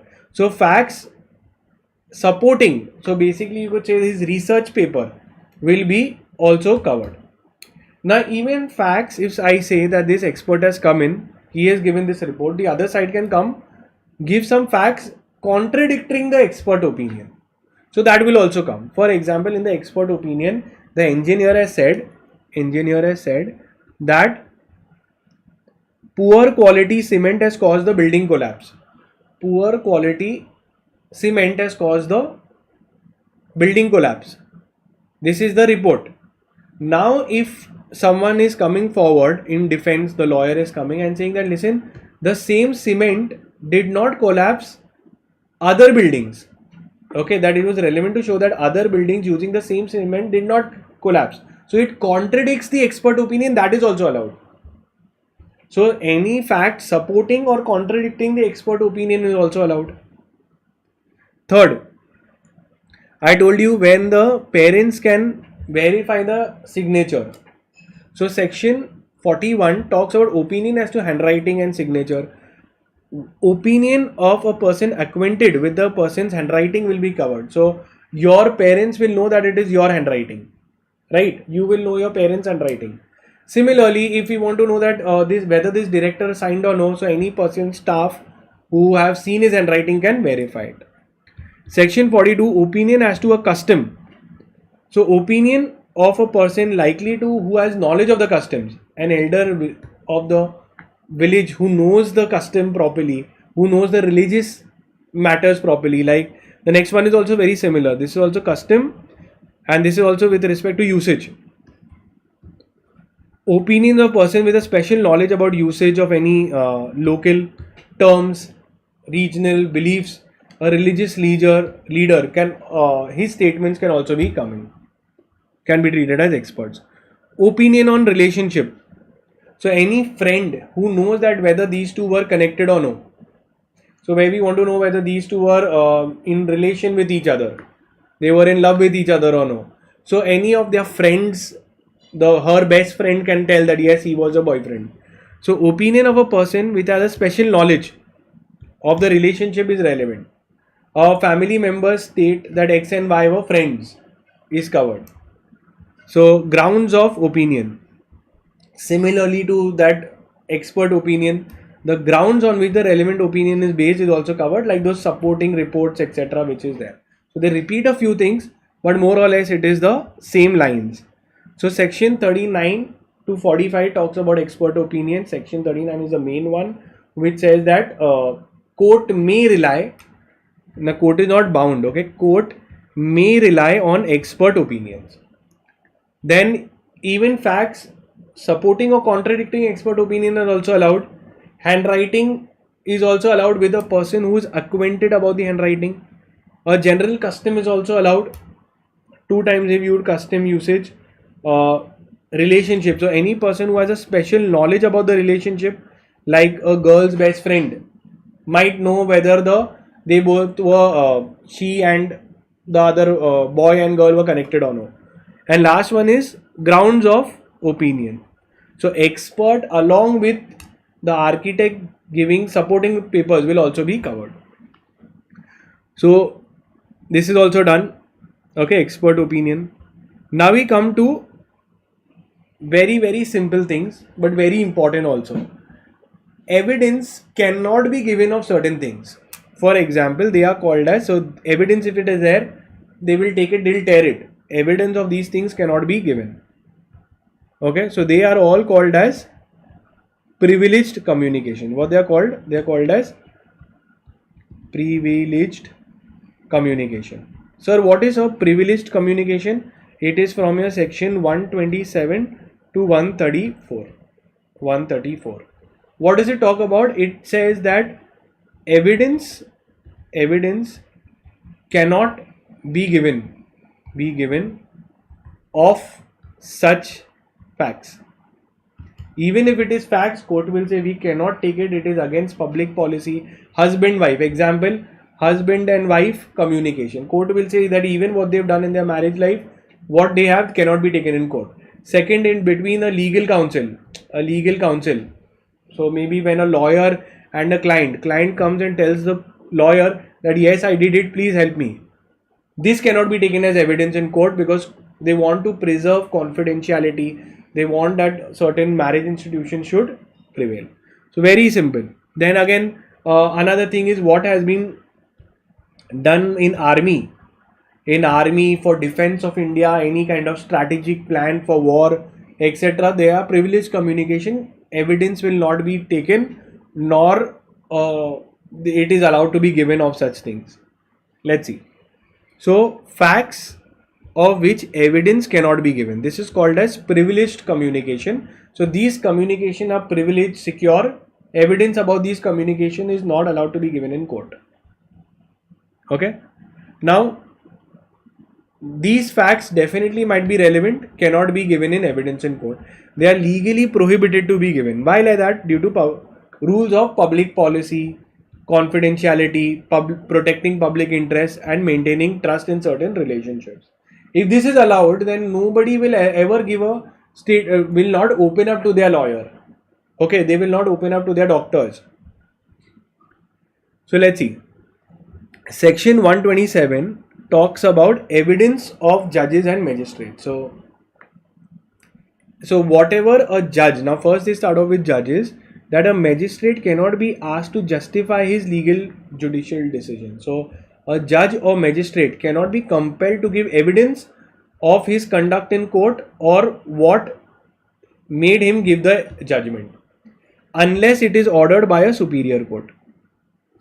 So that means a judge or a magistrate, if he gives an order, nobody can go and try to question him that give us evidence why you passed the judgment. He said, read my judgment copy, it covers everything. You cannot compel a judge to tell why did you give the judgment. Okay, apart from what is given in the judgment copy.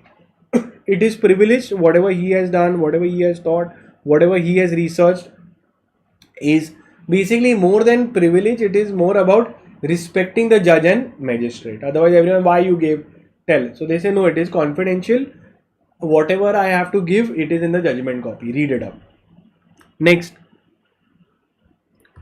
section 128, your communications during marriage.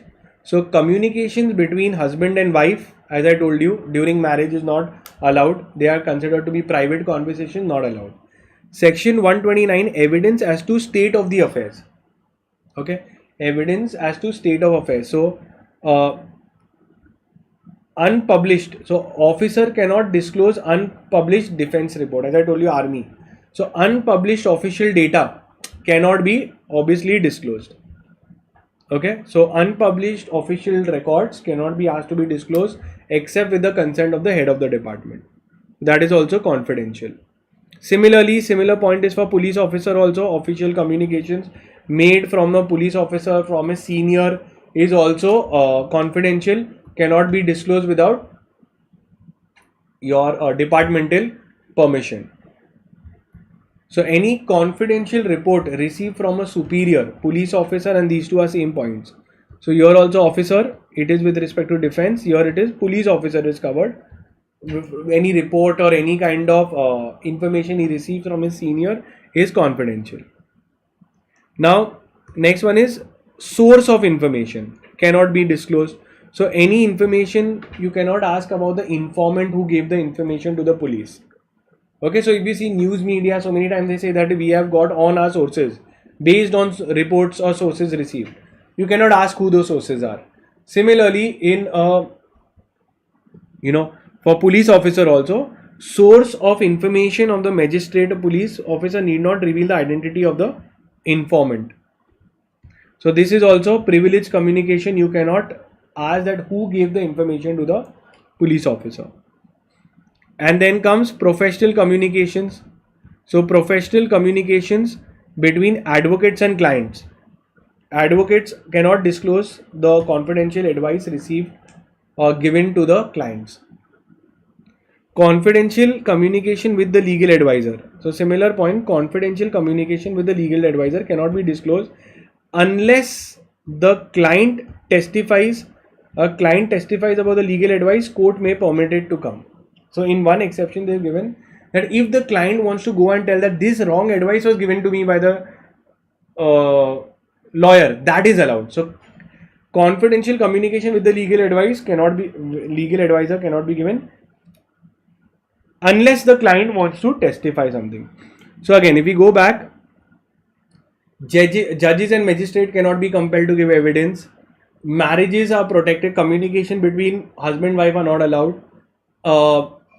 Evidence with respect to unofficial, undisclosed or unpublished official record of the affairs of the state cannot be disclosed. So all the three are with respect to state and government. Okay, official records with the police officer. Okay, magistrate or police cannot compel to give information about the informant. Client and advocate communications are also privileged, cannot be disclosed. And last point is also similar, that only if the client wants, he can go ahead and tell that this legal opinion was given to me. That is why I acted that way. Now we see the next one is evidence. Okay. Now evidence and types of evidence, very, very important. Let's see, very simple and important also. That evidence could be one, oral evidence, that is statements. So these are all statements. And the documentary evidence are basically certain kind of documents, letters, your anything electronic is covered. Now documentary evidence can further be divided into primary and secondary evidence. Primary evidence is called as the original documents. Original documents. So whenever you are told to get the original documents, it is primary evidence. Secondary evidence are basically duplicate copies, duplicate or photocopies, or certified copies, all of that. Secondary evidence is, now you tell me, court initially will take original evidence or primary evidence? Obviously court will go for original. They will say first get the original copy. Only when the original copy is not allowed, not destroyed, only then we will come to the secondary evidence. So types of evidence we are seeing, one is your oral evidence. Okay, oral evidence refers to all the statements made before the court by the witness concerning the facts under inquiry. So oral evidence refers to all the statements made before the court, okay, by the witness. So these are all statements, common sense, made by the witness before the court. Section 54 says all facts, okay, except documents may be proved are oral evidence. So all facts except documents are this. Now, what do you mean by the term? Oral evidence must always be direct. Direct evidence means what? If someone is coming and giving a oral evidence, so the person who has seen it will be called. So the fact that if the fact could be seen, the person who saw it should be brought. If it could be heard, then the person who heard it should be brought forward. And if the person could be, if it could be perceived by senses, then the person who perceived it by in that manner should be brought forward. So oral evidence must be direct. Okay. So if I'm making a statement, obviously if I have heard something, I will go and tell the court. If I have seen something, I will go and tell the court. And if I have felt something, I have to go and tell the court. So that is called as direct evidence. Simple. In section 125, if a witness cannot speak, the court may permit evidence through writing or signs also. So if a person cannot speak, then court will allow writing. That person cannot speak, so he will write or show by signs allowed. Documentary evidence refers to documents including electronic and digital records. So in section 2(1)(d), they have explained what is your documentary evidence. Okay, so very simple, you can remember. 2(1)(d), D is for documents. Documents including electronic things. Now, section 56 says that documentary evidence could be either primary, that is the original documents, or the second one, when the primary documents are not available, then the secondary photocopies etc. can be given. Now 57, so your section, your order 56, 57, 58. Section 56, 57, 58. 57 talks about primary evidence. What is primary evidence? Primary evidence is the original document to be produced before the court. What is your secondary evidence? Secondary evidence means certified copies, any kind of photocopies, or any kind of subordinate proof. Xerox copies can come. Under section 60, documentary evidence is available. Now this is important, very very important. When can secondary evidence be given? So secondary evidence can be allowed when the original document is lost, primary evidence is lost, destroyed, or it is in possession of a party who will not produce it, or it is a public document and no longer available with you, or it consists of multiple numerous records. So a certified copy is a secondary evidence.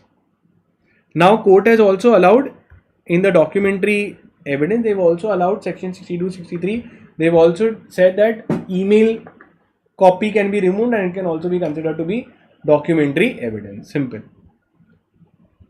Now further bifurcation could be evidence, a different kind of bifurcation, could be types of evidence, could be direct evidence or indirect or circumstantial evidence. Now a direct evidence could be a CCTV camera looking at you, looking at the person doing the murder. So your direct evidence is defined as the evidence that directly proves the facts and issue.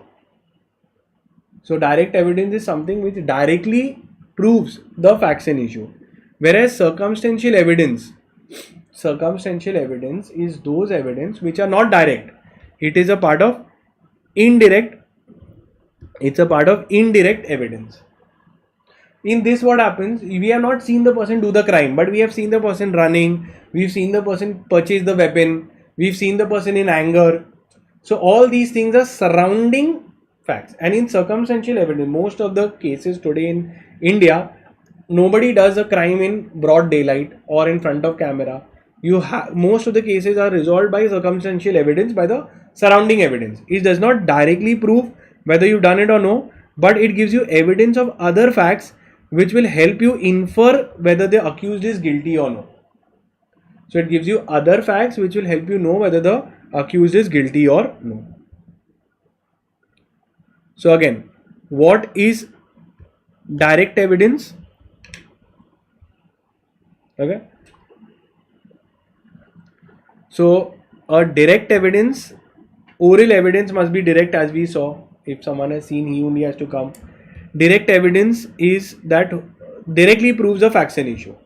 Okay, a eyewitness testifies that he has seen the crime. Now, what is circumstantial evidence? Circumstantial evidence is a form of indirect evidence which does not directly prove the facts and issue but helps you infer whether the facts and issue has been done or no. Such evidence must form a complete chain of circumstances. It's a complete chain of circumstances, and an accused can be guilty only if it is proved beyond reasonable doubt that he has done the act. So if we have all the circumstantial evidence, court will order the person guilty on basis of circumstantial evidence only if beyond reasonable doubt that we know for sure that this guy has done it. Okay, so like your fingerprints, getting the weapons, blood stains, conduct of the accused shows. Okay, now the types of presumption we have done, it is similar. Okay, same points here. Presumptions could be, presumption means legal inference. We have always done. Presumption means what? Legal inference. Court infers certain things, assumes certain things. Okay, now one is just, it is given in reverse manner. We have done what is shall presume. What is the meaning of the term shall presume? Means court shall, court has to believe certain things. So that is called as presumption by law. Law has told mandatorily that the court should presume certain things unless other things is shown. So shall presume is rebuttable, means still the party will get an opportunity to challenge it. Whereas conclusive proof, when they use the word conclusive proof, if the law has said it is conclusive proof, means it is irrebuttable, it will end the matter only. Okay, when I say your presumption of fact, ultimately just the heading is different. It means may presume. What is may presume? Court has a discretion. Court has a discretion whether to believe or not believe. In presumption of law, law tells you to presume certain things. Either they will say conclusive or they will say shall.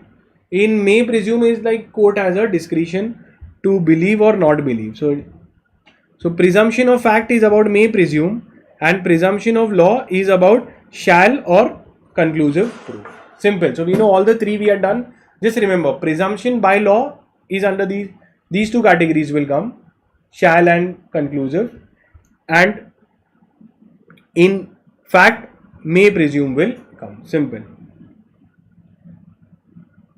Mixed presumption is where the law permits the court that listen but encourages. See, what we were understanding is, in one court is telling you have an option, in the second court is saying no, you have to believe, in third one court is recommending. Court is not telling you should presume, or they are not giving you full discretion, they are recommending. They are not telling you shall. They are saying that the court encourages to presume certain facts. That is called as mixed presume. It's somewhere in between. So if I tell three cases, mixed, one is full discretion. Okay, in this it is no discretion, and here mixed is basically it is recommended or encouraged. So court is not telling you to do, they are just saying that law is saying that in certain cases court should believe, give higher weightage to this. Okay, then we see your doctrine of estoppel. What do you mean by the term estoppel? From this letter, what do you understand? From the word estoppel, what do you understand? So you understand the word stop. Okay, so I'll tell you the points. Estoppel comes means a person is estopped from denying something which he earlier stated to be true. Okay, so something which you have earlier stated to be true, you will be estopped from taking back your statement. Why? Because others have relied on that statement. So if I say that I am the director of the company and many people invest because of that, now I cannot take back the statement. Now if I can't take back, means what? I have to pay compensation, I have to pay the damages for my false statement. It comes from the doctrine of equity, that it is equal and it is fair. So doctrine of estoppel is covered under your section 121. It is covered under your section 121. Okay. So section 121 of the BSA Act says that rule of estoppel, that it prevents a person from denying the truth which earlier he stated to be true. Others have relied and suffered loss due to that statement. Section 121 says that whenever anyone intentionally makes other believe and they act upon that, then you will not be permitted to deny the truth. This principle of estoppel comes from the maxim a person alleging contradictory facts should not be heard. Comes from a doctrine of fairness or doctrine of equity. So if you are making contradictory facts, you should not be allowed. Okay, few case laws and then done. Now in this, if we see the case laws also very simple. In Sorat versus Gopal Chandra, that court held that it would be inequitable and unjust to allow a person to deny his statement and cause loss to others. Very simple, same rule. In Mori Bibi versus Dharmadas Ghosh, the court held that estoppel does not apply if the statement is made to a person who already knew the facts and was not misled by the misrepresentation. So there is a misrepresentation and someone who was aware of this and still acted cannot apply for protection.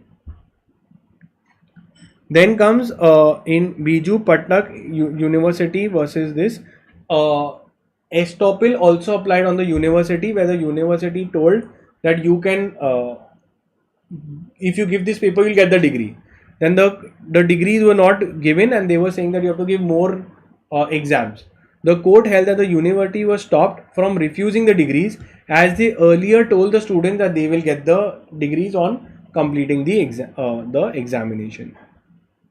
Then we come to a concept called as electronic evidence. Okay, now electronic evidence means, first, admissibility of electronic records. That now if a person wants to give emails in court as proof, section 63 says that the contents of electronic record, WhatsApp chats, your emails have been admitted as evidence. An electronic record includes any information. An electronic record includes any information which has been stored in any of the computer device. Second, section 63 subsection 2 says for electronic output may be admissible. Means one thing they are saying that normally if an email is there and you produce it before court, you will take a print of that email. So electronic output is admissible if you are removing from a computer device which is regularly used in ordinary course of business, is properly working and is accurately reproduces the original data. So in all these cases we can take a printout. If the section 63 subsection 3, if where the task of creating, storing and processing information is carried out by more computers, more than one computers, more than one network, means what? If there is a multiple computers, there is a date, those nowadays all the computers are connected. So here they are saying that is okay, all these computers are treated as a single device. For example, when we go to Reliance or we make a any purchase from Reliance, now they don't have one single computer. They have one master computer which connects it with all the other computers. From all the other computers, data is put into the master computer. So nowadays that is common. Okay, so all of that is covered. All these devices collectively are considered to be one single device. You can take a print from any of them. If, for example, there is a certificate required, okay, now your section 63 says that in order to believe that this print you've taken is correct, you can get a certificate from the authority, website, or anything that this information has been printed from their end and it is true. When submitting an electronic record, a certificate must accompany the record at every instance it is submitted. The certificate must identify the record, how it was produced, the device from which it was removed, and all the other conditions that is required to be fulfilled. Means normally a affidavit can also be given that listen, I have stored this information on this computer. So a certificate can be given by anyone, independent party, director, that the device is XYZ, this is the information, this is the original information, we have not tampered or done anything, and it is taken from a device which is regularly used in ordinary course of business. Okay, it will be signed. Certificate must be signed obviously by the expert also. Now electronic signatures. So now they have told that nowadays even electronic signatures can be relied upon. So nowadays we have these e-forms. If an electronic signature is presented as evidence, the party relying must prove that the elector belongs to the subscriber unless it is secure. So a secure electronic signature need not require a further proving requirement. Okay. For example, if I have a secure signature done, I will present it to court and walk out. Court will have to take. But if I am giving it is not secure, then in that case I have to prove that this signature belongs to me. Okay, that belongs to the subscriber. Okay, with this we have completed the entire BSA, that is your evidence law. Thank you. Okay, so here I have covered the entire chapter. Okay, I have covered the entire chapter. First thing is I have covered the full chapter. Nothing can come outside this chapter. I have shared these notes also with you all. You all can go and study from here. Okay, now after the lecture I plan to start your Arbitration and Conciliation Act. Now remember, I have covered almost all the major chapters of your syllabus. Okay, all the major chapters are covered. After the break, I will come and quickly cover the this act. Okay, we'll meet at 5 p.m. and by 5 to 6 p.m. we'll cover your Arbitration Conciliation Act. That's it. In the chat box, let me know if it is clear or no.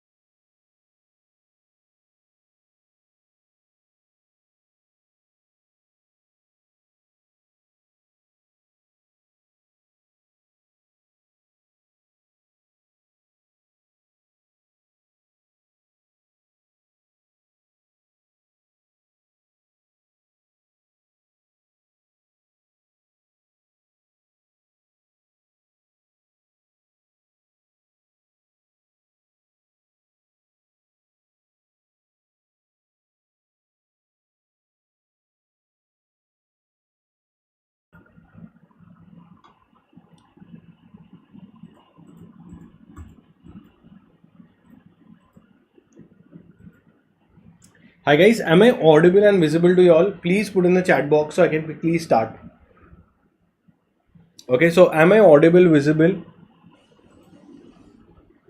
Just waiting for your confirmation in the chat box. Just put audible, visible. So I will quickly start and complete the chapter for you. Okay, great. So the topic what we will be doing, we will be completing it from exam point of view. What comes in the exams, we will be doing those topics. Okay, great. Sayyid Feroz, great. Let's start.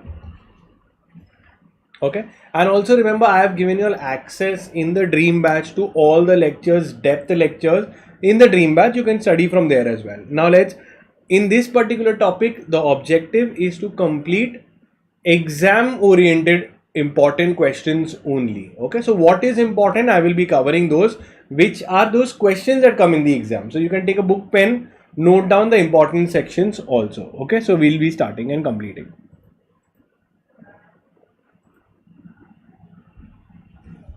Hi, so we start with your chapter called as Arbitration and Conciliation Act 1996. Now, very first thing is, whenever there is a dispute, normally a person would want to go to the court. However, when they go to the court, you get a very big shock. The shock is in the form of pending cases. There are over 2 crore pending cases in the courts. And it is said that it will take years for the government to complete the current pending cases. So if your case goes today, you will face not only loss of time and loss of money. So parties now have decided to find a alternative method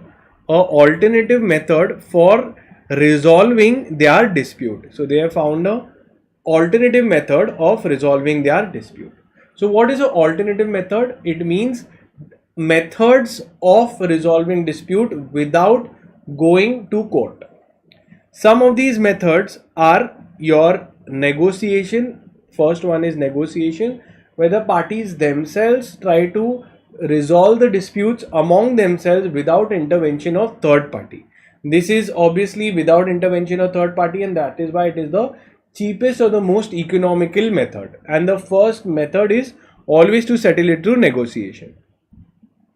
The second is called as conciliation.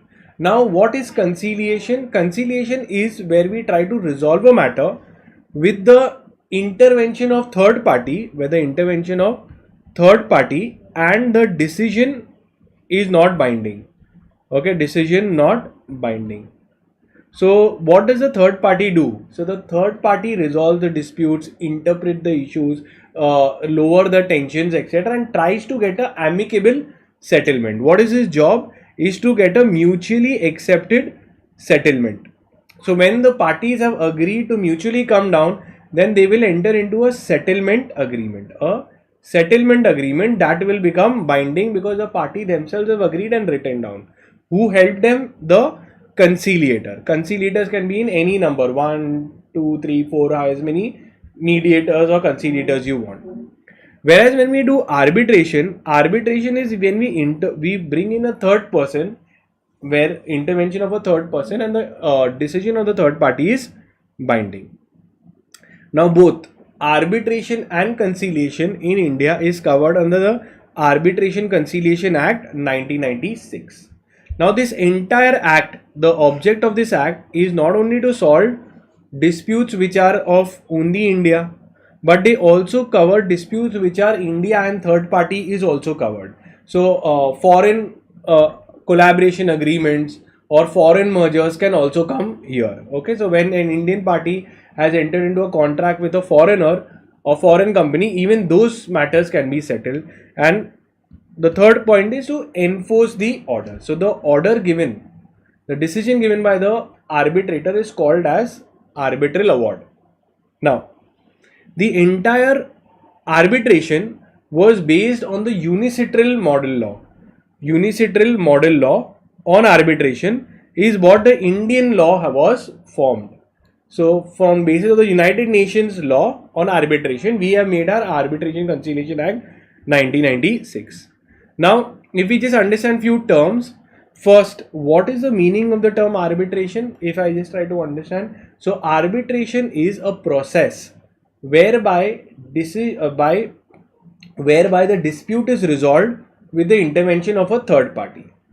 Now, for this, the parties have to agree that we will not go to court and we will have a separate agreement. So this agreement could be in the form of a clause or could be in the form of a separate agreement only. The person who is appointed to as the intermediary to decide the matter is called as arbitrator. So arbitrator is a person who is appointed to resolve the disputes. The decision that he gives is called as arbitral award. These key terminologies you need to know. And arbitral tribunal is basically the entire panel of arbitrators. Remember that arbitrators can only be in odd numbers, 1, 3, 5, 7. Unlike conciliators who could be in other numbers also. Now,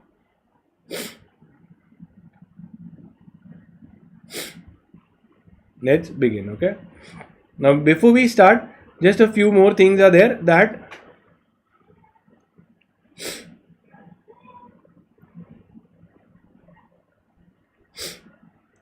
the act, the structure of the act, okay? So we are seeing the structure of the act. So the act is divided in 4 parts. The first one is part 1 is called as domestic arbitration, which is your section 2 to section 43. Your part 2 is about international arbitration agreement, where at least one party is a non-Indian or is a foreign entity.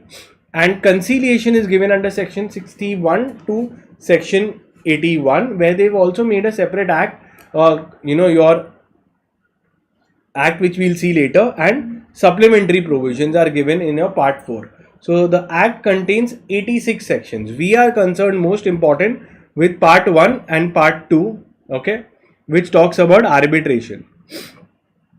Now, in the exam, at least some of the sections you can quote, okay, some of the sections you can quote. One of the important sections is section number 7. Is the arbitration agreement that the parties by which they submit their dispute to arbitration to an arbitrator is called as arbitration agreement. So what is an arbitration agreement? It's an agreement by the parties to refer the dispute to an arbitrator. It's called as arbitration agreement. Now we go section wise and we'll complete it, okay? So the first one is it's not a very big act, 86 sections only. It will be called as Arbitration Conciliation Act 1996. It applies to the whole of India. Definitions, as and when we come, we will do those. Now, we'll go directly into the provisions. Remember one concept, that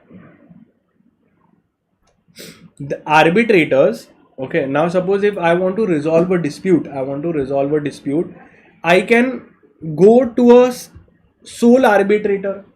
I will go to one arbitrator, and that arbitrator I will tell. So for example, company A, and there is a dispute between company A and company B.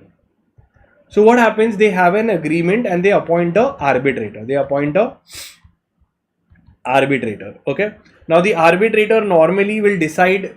He will say that you all will meet normally in 5-star hotels. They have a conference room where party A will come with all their lawyers, party 2 will come with their lawyers, and this guy will hear both the sides and pass his judgment.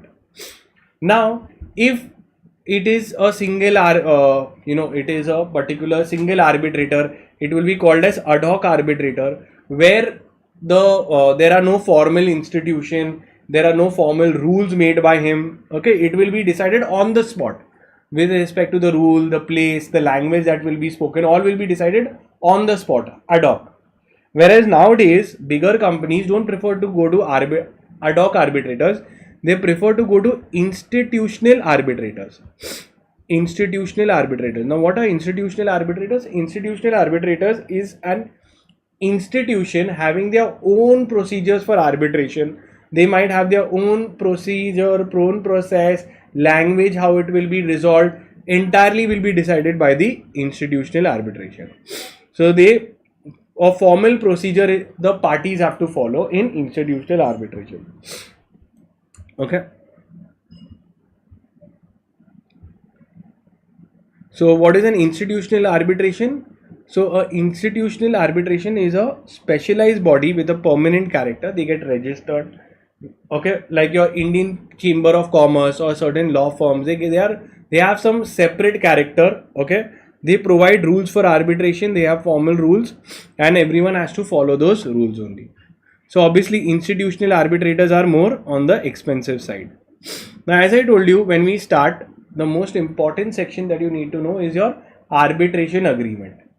So what is an arbitration agreement? Whereas there is a dispute, the parties will decide through an agreement that they will not refer the matter to court. Instead, they will refer the matter to arbitrator. So the agreement by which the agreement has to be in writing, it could be in the form of a clause. It could be in the form of a clause, a small little clause in their own original agreement. So imagine a franchise agreement. A franchise agreement is being made between the franchisor and franchisee. In that only they will mention a clause that if there is a dispute, we will go here. If imagine you are going to buy a flat, you are the home buyer and there is a the real estate developer. So the developer and the home buyer will have an agreement that this is the purchase. If there is anything disputed, we will go to arbitration. So they can have a clause, or if there was no clause, later there was a dispute, then they can make a separate agreement also and refer the dispute to arbitration. Section 7 talks about arbitration agreement. What do you mean by arbitration agreement? It is an agreement by which the parties refer their dispute to arbitrator. Simple. It could be in the form of a clause or it could be in the form of an agreement. It always has to be in writing. Okay, simple.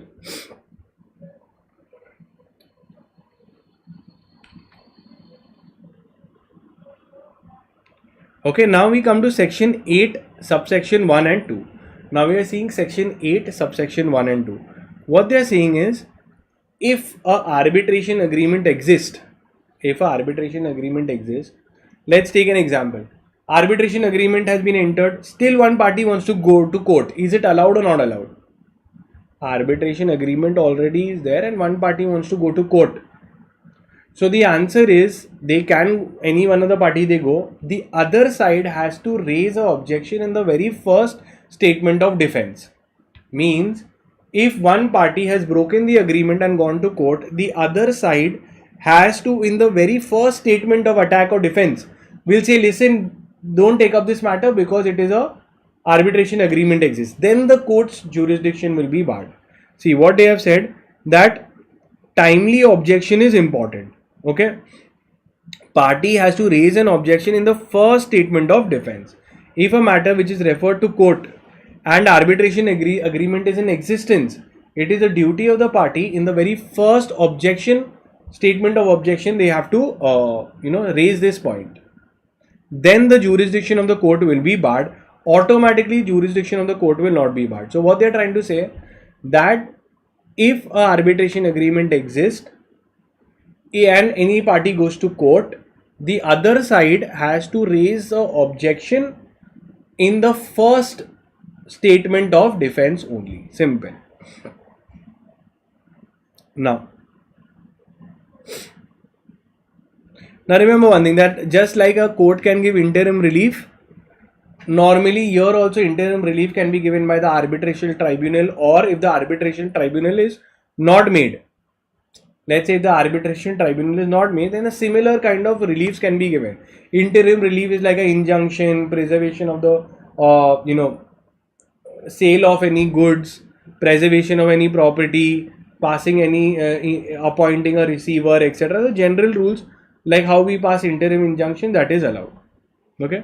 Now we did one important section, two important sections we did. Can you tell me now, which are the two important sections that we did? So first we did section number 7 and section number 8. So section number 7 is about arbitration agreement and section number 8 is about, if anyone in spite of an arbitration agreement goes to court, the other side has to raise it in the first statement of objection. Now we are seeing the next sections. The next one is number of arbitrators, has to be in odd numbers. Appointment of arbitrators. Parties will appoint arbitrators. We'll see if the parties cannot decide, they can go to the court. For domestic arbitration, they'll go to High Court, and for international commercial arbitration, they'll go to Supreme Court. So normally, who appoints the arbitrators? Parties. But if the parties cannot decide, they can take the help of the court to suggest the arbitrator. Simple. And then we come to concept of arbitration tribunal. It is the panel, total number of arbitrators, panel of arbitrators is called as your arbitration tribunal. Let's see. So what is an arbitration tribunal? So now we are seeing section number 10 about arbitration tribunal. So arbitration tribunal is the entire panel of arbitrators. Maybe if there are 5 arbitrators, the entire panel will be called as arbitration tribunal.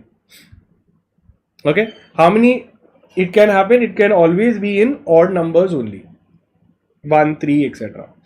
Now we say appointment of arbitrators by the parties mutually. But if the parties could not decide, then the court will appoint the arbitrator. Okay, court will help in appointment of arbitrator. For domestic matters, they will go to the High Court, and for international matters, they will go to Supreme Court, and the Supreme Court will then select one of the arbitrators and give them. Okay, and let's see. For all the points we've done, let's see to the okay, grounds of challenge of arbitrator. Suppose an arbitrator has been appointed and you are not happy. So obviously you have a right to challenge it, but you can challenge only on 2 grounds, only on 1 and 2 grounds. Okay, challenge can be done. So suppose if you didn't like the arbitrator, under section 12 you can challenge the appointment of the arbitrators in 2 points. One is if he has a relationship with the other party, with any of the parties, which is raising a question of his independence and impartiality. So if we feel that a person is connected, mutually connected, and he has been appointed, so we have to raise the objection. And second, if he should be able to devote the time, if he cannot devote the time, then he will be particularly removed. Normally arbitration time period is 12 months. Within 12 months the entire arbitration should get completed. Extension can be given of more, 6 months only. Okay. Now the challenge has to be made within 15 days. Okay, so if you are unhappy with any of the appointment of the arbitrators, you have to challenge it within 15 days. Simple.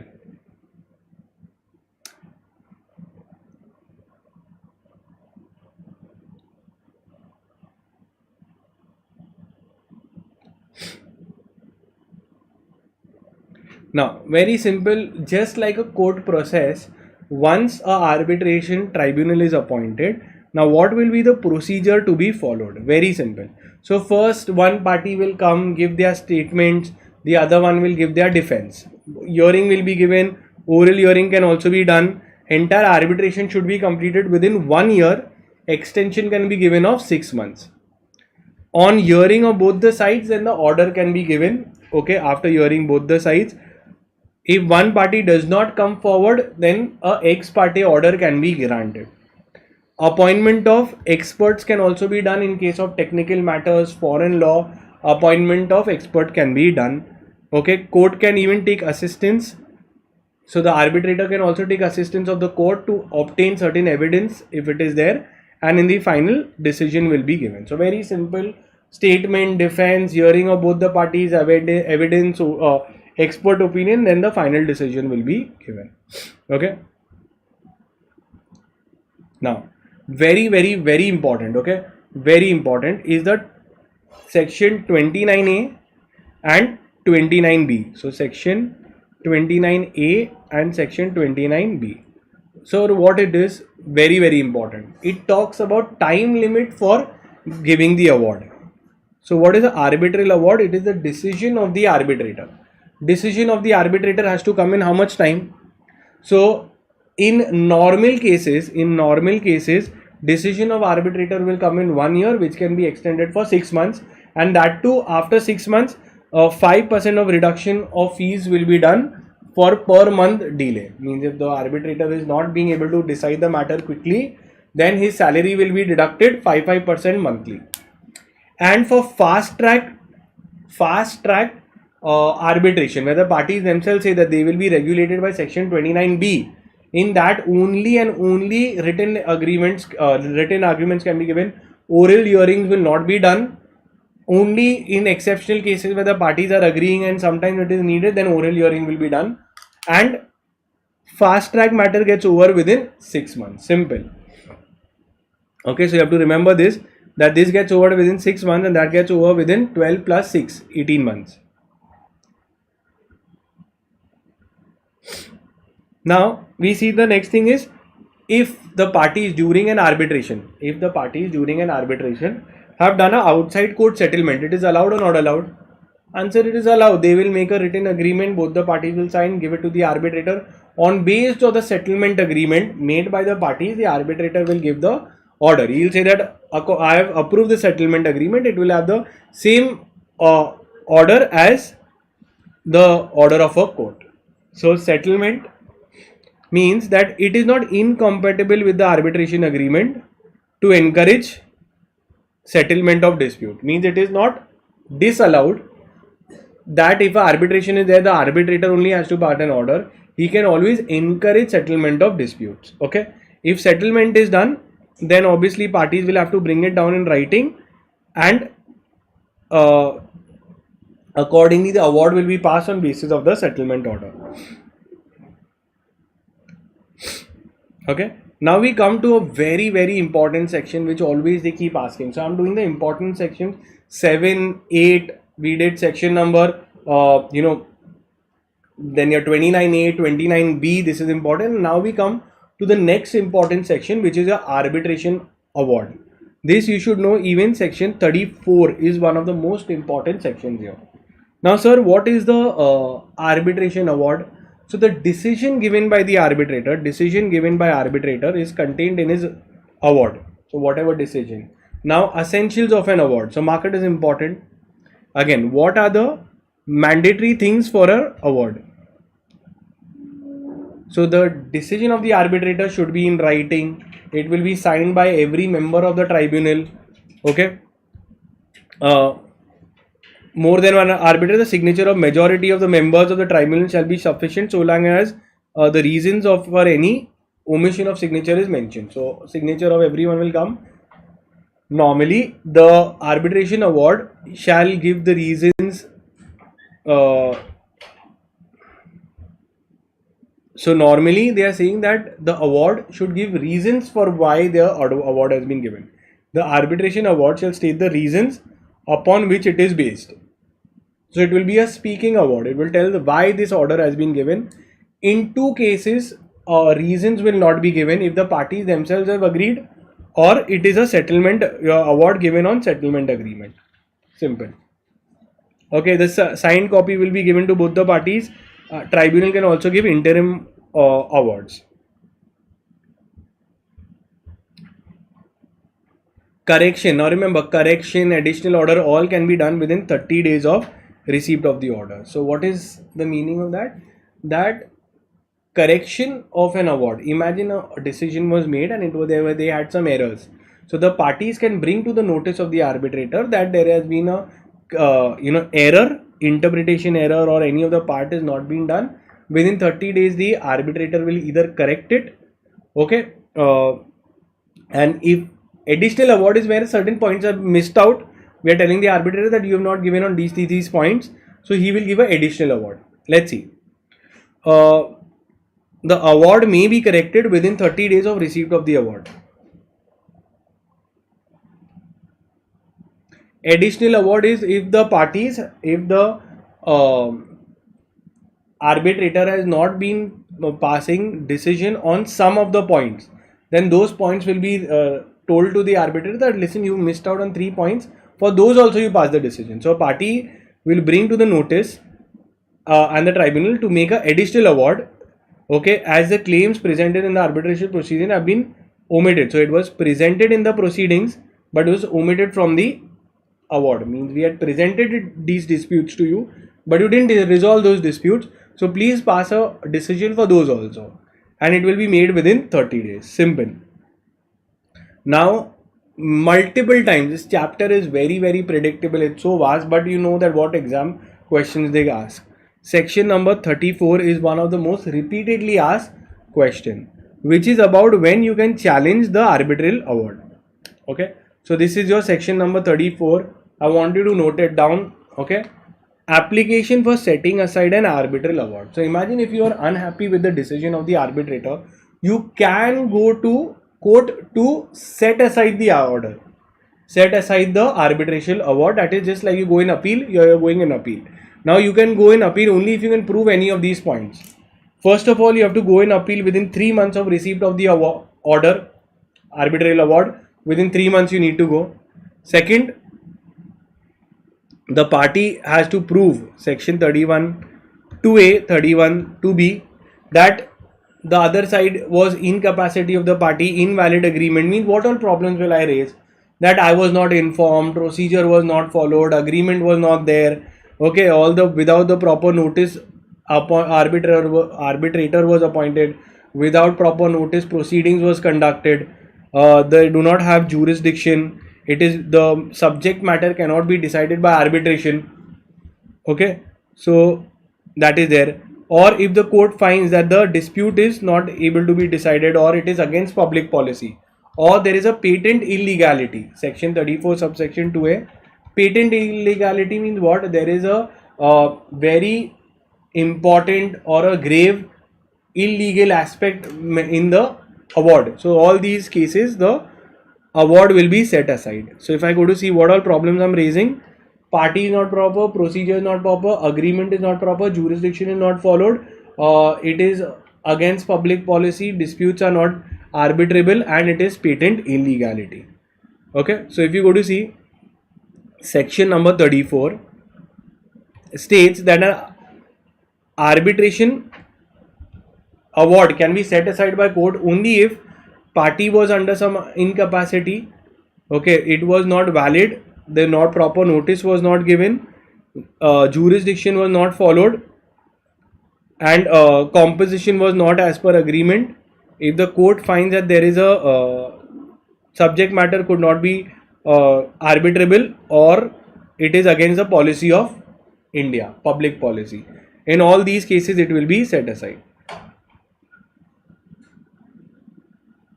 Now once the arbitration award has been given, it will be final and binding on the party. That's section number 35. An order award is binding and final on the parties. Let's see next.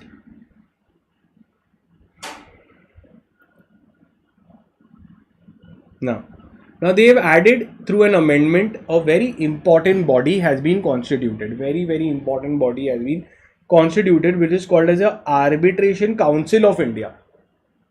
What is Arbitration Council of India? So it is a council made to oversee the entire arbitration process in India. They will have a list of all the panels of arbitrators. They will tell them rules, just like how you have your GST council which brings in laws, amendments. The main job is to develop the market. Similarly, Arbitration Council of India is also there. So let's see what is the Arbitration Council of India. So first of all, Arbitration Council of India is a independent body for promotion of ADR, alternative dispute resolution. First, its functions, they will make policies, they will grade various arbitration institutions, grade 1, grade 2, grade T. So companies will know that which grade arbitration institutions are there. They will create standards and procedures to be followed in arbitration. They will maintain a repository or records of all the arbitral awards that are passed. So again, what is the Arbitral Council of India? It is an independent body made to promote ADR. Now the ACI, okay, the Arbitration Council of India will have a list of lot of arbitrators, including institutional arbitrators. Institutional arbitrators we are done in the start of the chapter. These are institutions which have their own rules for arbitration, like your Arbitration Institution of India, your Indian Council of Arbitration, International Chamber of Commerce, Mumbai Center for International Arbitration. So these are all institutions, all will be empaneled with the ACI.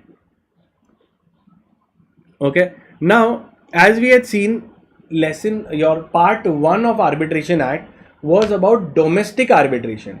Now they added through the 2019 amendment chapter 1A from section 43A to 43M about ACI. So it is your section 43A to section 43M AM. Okay, just remember they talk about Arbitration Council of India. Very simple. This amendment seeks to establish an independent body called as you can write all those things that we have done. It will frame policy, will maintain a record of the all the total awards passed. They will prepare proper standards for all the arbitrators to follow. Okay. From here, if you go to see who will establish, the central government will establish the ACI. And just like ICSI has a common seal, separate legal existence, will be able to hold movable, immovable property. They will also do its head office will be in Delhi. Okay, they will have various members, and the Chief Justice of India will be appointed as its chairperson. Some of the points we can write. We'll see what are the main functions which is important. So the main function, as I told you, is to promote ADR or alternative dispute resolution, such as mediation, conciliation and arbitration. They will frame policies, set up professional standards, okay, grade various institutions. I've written all and we've discussed everything. Okay, they will review the various laws from time to time. They will make recommendations to the government, okay, for easy resolution of commercial disputes. They will promote international arbitration by strengthening our institutions. They will conduct various examinations and they will maintain a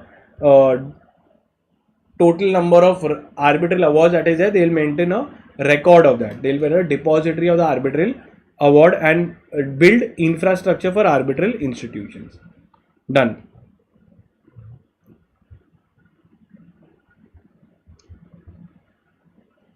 Okay, now they will grade various institutions also. Now I see, imagine if it's a foreign company, they wouldn't know which arbitrator to go. So they will come to know that if grading has been given based on infrastructure, quality, past performance, number of disputes that they have resolved. So if grades have been given, companies know that we want a grade 1 arbitral institution only. So that's the job of ACI, to grade good arbitral awards, and a proper same thing they are doing. They have to maintain a depository. Now, general norms applicable to arbitrator. So if you just think normally, arbitrator, all the concepts like a auditor should be fair, impartial, should not involve in potential conflict, should not be convicted of an offense, should follow the principles of natural justice, should follow the best practices, okay, and should give a reasoned award. Simple. Now we talk about international commercial arbitration. We finished part 1 of the chapter. We finished part 1A of the chapter. Now we'll go into the part 2 of the chapter. Part 2 talks about international commercial arbitration. Very important. What is an international commercial arbitration? So it is when at least one of the parties, so it means arbitration where at least one of the party is a foreigner, is an individual, is a body corporate, is a government, other than India. Simple. So it means a foreigner. We have entered into arbitration with one of the party is a foreigner. Individual is a person of a residence or a national outside India. The body corporate is incorporated outside India, and any other association out of India for government also of a foreign company. So any of this, so Indian and foreigner, this is called as international commercial arbitration. Now what are the rules of international commercial arbitration? Let me tell you. Okay, I'll just simplify it. So first, we had done enforcement of awards. In India, domestic is covered under part 1, domestic arbitration we had done, and part 2 is covered under your ICA, right, international commercial arbitration, which is your foreign award. This is your domestic award, this is your foreign award. Foreign award is passed in international commercial arbitration. Now for that they will follow, there is chapter 2, there is part 2, chapter 1 of part 2 and chapter 2 of part 2. This talks about New York Convention, this talks about Geneva Convention. Very, very simple point, but just understand the structure of the act first. Part 1 is domestic, part 2 is ICA, International Commercial Arbitration, where foreign awards will be given, where at least one party is a foreigner. In part 2, there is chapter 1 and chapter 2. Chapter 1 is about New York Convention, chapter 2 is about Geneva Convention. This much also you write is very, very good. Now, what do they say? That if India is entering into an agreement with anyone who is a national of a country which has signed the New York or Geneva Convention. So New York Convention is in chapter 1 and this is in chapter 2. Okay, so if we are entering into any person who is of a national who has signed a New York or Geneva Convention, then this entire proceedings will be conducted as if it's a domestic award. So imagine United Nations has said that they made two kinds of agreement, New York and Geneva Convention. India is signatory to both of them. So we have said that if any country has signed this and we are entering into with any of the persons of that country which has signed the New York or Geneva Convention, then it will be treated as a domestic arbitration. Okay, simple. So all ICA, International Commercial Arbitrations, shall be treated and dealt with as if they are domestic arbitrations.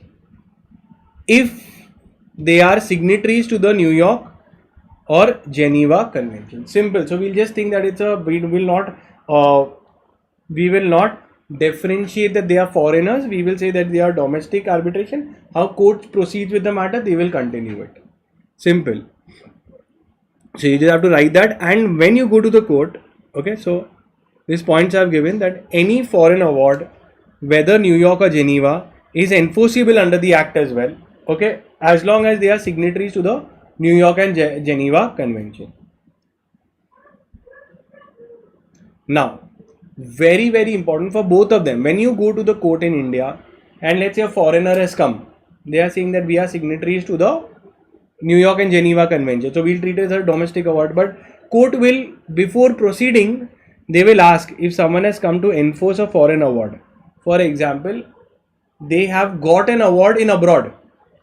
So this was a case of Reliance and Amazon and the future retail. So what happened is of Kishore Biyani, the Amazon won a foreign award and it came in India to enforce it. So enforcement of foreign award was there. So court will ask, listen, if you have won an award and you are coming to implement the award, what does enforcement award mean? Implement the award. So court will say, listen, show me the original award, show me the original agreement, and show me all the evidence to prove that the award is a foreign award. So before implementing the foreign award in India, where the court will say, okay, how in India if there is an award, court will come and help you execute it, right? So if someone has come and said that we have had an agreement in Singapore and now in Singapore arbitration was held and decision came in my favor and now you implement it in India.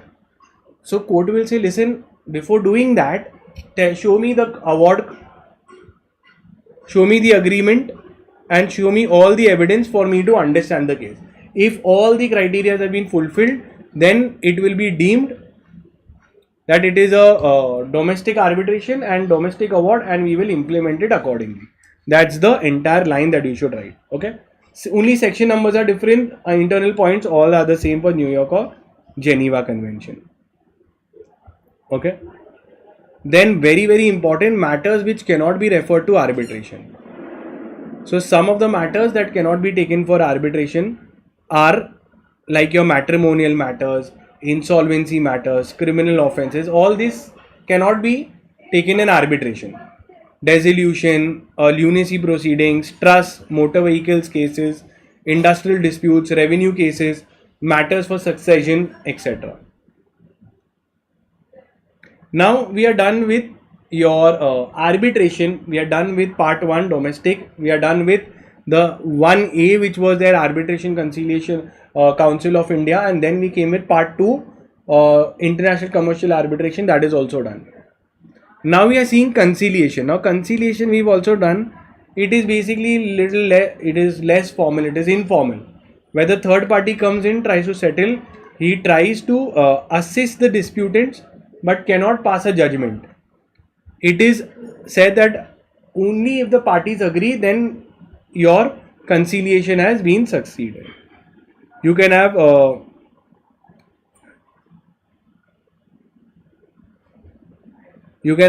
any odd or even numbers of conciliators, etc. Parties will appoint the conciliators. Role of conciliator is similar, that should do fairness, try to bring about amicable settlement.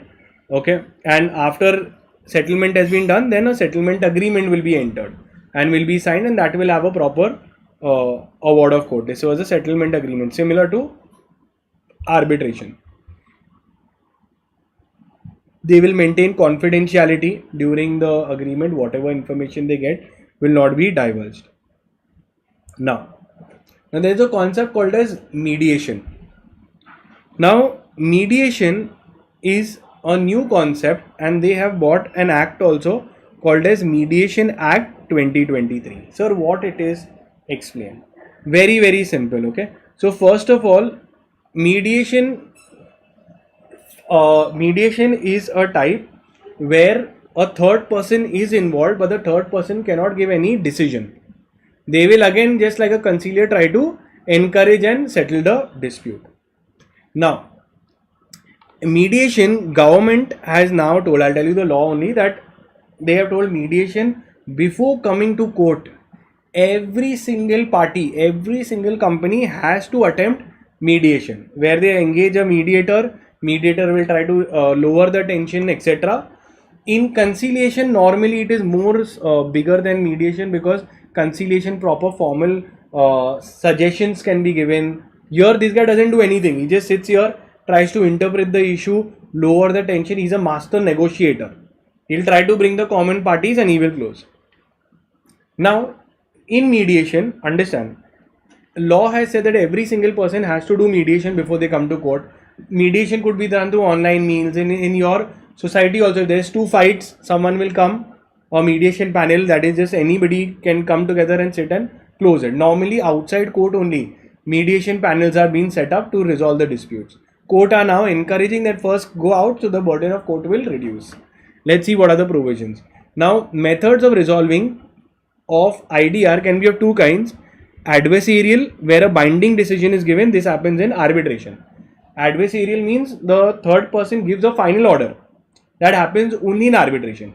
In conciliation and mediation, it is non-adversarial, where a neutral third party tries to get an amicable settlement where the decision is not binding.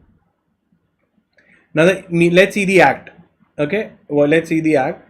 On 15 September 2023, Mediation Act 2023 was passed. The objective is to bring about aims to promote mediation, create mediation institutions, similarly to how we have Arbitration Council of India. Here also we have a Mediation Council of India. It will be cost effective, try to settle the matter. They will also say that in how much time it should be settled. If it is not, then mediation has failed basically. Definition of mediation under section 3H, at least this we can write, that mediation is given as a process which has to be done pre-litigation. So before litigation you come, you try to do online, community, sometimes the society, your friends, some outside court, all of them, they also try to come to do community mediation, whereby the parties attempt to settle the dispute amicably among themselves, who do not have an authority to impose a settlement upon the party. So they cannot impose or give any binding order. Now matters which are coming, which cannot be done for arbitration, obviously cannot be done for this also. Similar points will be there, which arbitration points are disallowed, even that cannot be done for mediation. Simple.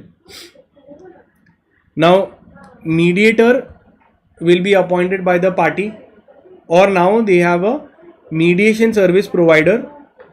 So I told you Mediation Council of India is there. they will have a mediation service provider. Just like your Arbitration Council of India has a panel of arbitration institutions, they will have this, they will try to settle the dispute.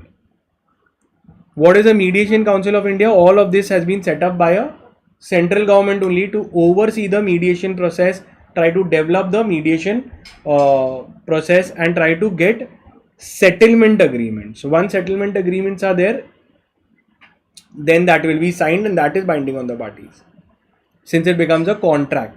Now pre-litigation, as I told you in section 5, pre-litigation is mandatory for all the companies regardless of whether they had an agreement or not. So today every single company has to first go for mediation before they go to court.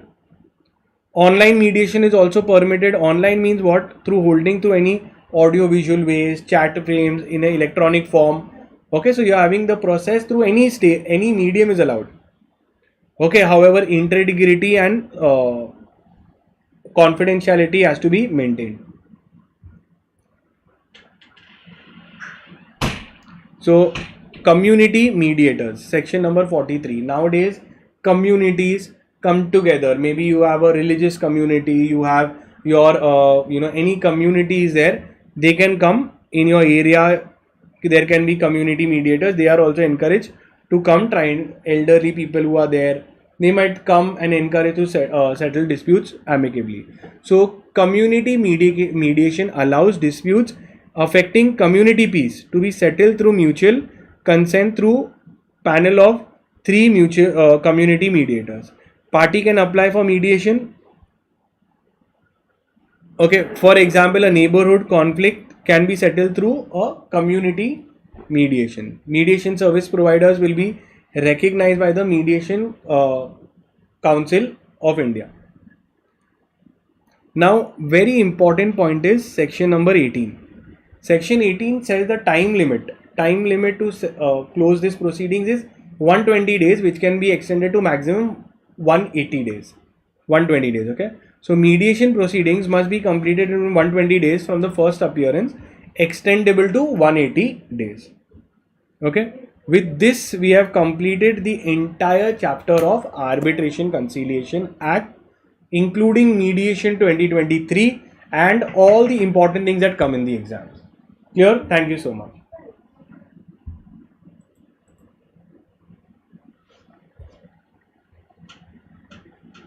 Okay, great. So that is it, guys, for today. Now one chapter which is there, the balance amount of chapters, you can do it from the Dream Batch. The Dream Batch gives you access to all the lectures. Please go ahead, do from the Dream Batch. Remember one thing, nothing will come outside the Dream Batch because it's all regular lectures. You can watch it at 2x speed, covering everything, including all the amendments, etc. Okay, so go ahead before every examination, see that you cover your. Tomorrow after your examination at 1:30 p.m. I will be taking my other marathons also. Okay, so just before the exam, giving you a boost on importance, how to plan everything. So wish you all the very best for your examinations. Don't worry, nothing comes outside my lectures. Watch it nicely, listen to it, go through all the chapters, don't skip any chapter. Okay, even if you are not able to do any chapter, at least do the past exam questions, complete your paper properly. Remember that for 5 marks you have 7 minutes. Okay, time in exams. So if it's a 5-mark answer, in 7 minutes you have to complete. If it's a 10-mark answer, in 14 minutes you have to complete. Only then you will complete your paper on time. And positive affirmations, everyone. Okay, positive affirmations always. What I used to tell, which helped me and I got an exemption, is first, paper will be easy, correction will be easier, and I will pass and I will clear with flying colors. So this is what you need to tell and write in the comment section exemption, because only when you train your mind what you want to get, only then you will get what you want. And exemption means 60 plus in your examination. Thank you so much, guys. Wish you all the very best, and I will see you right after the examination. Take care. Bye.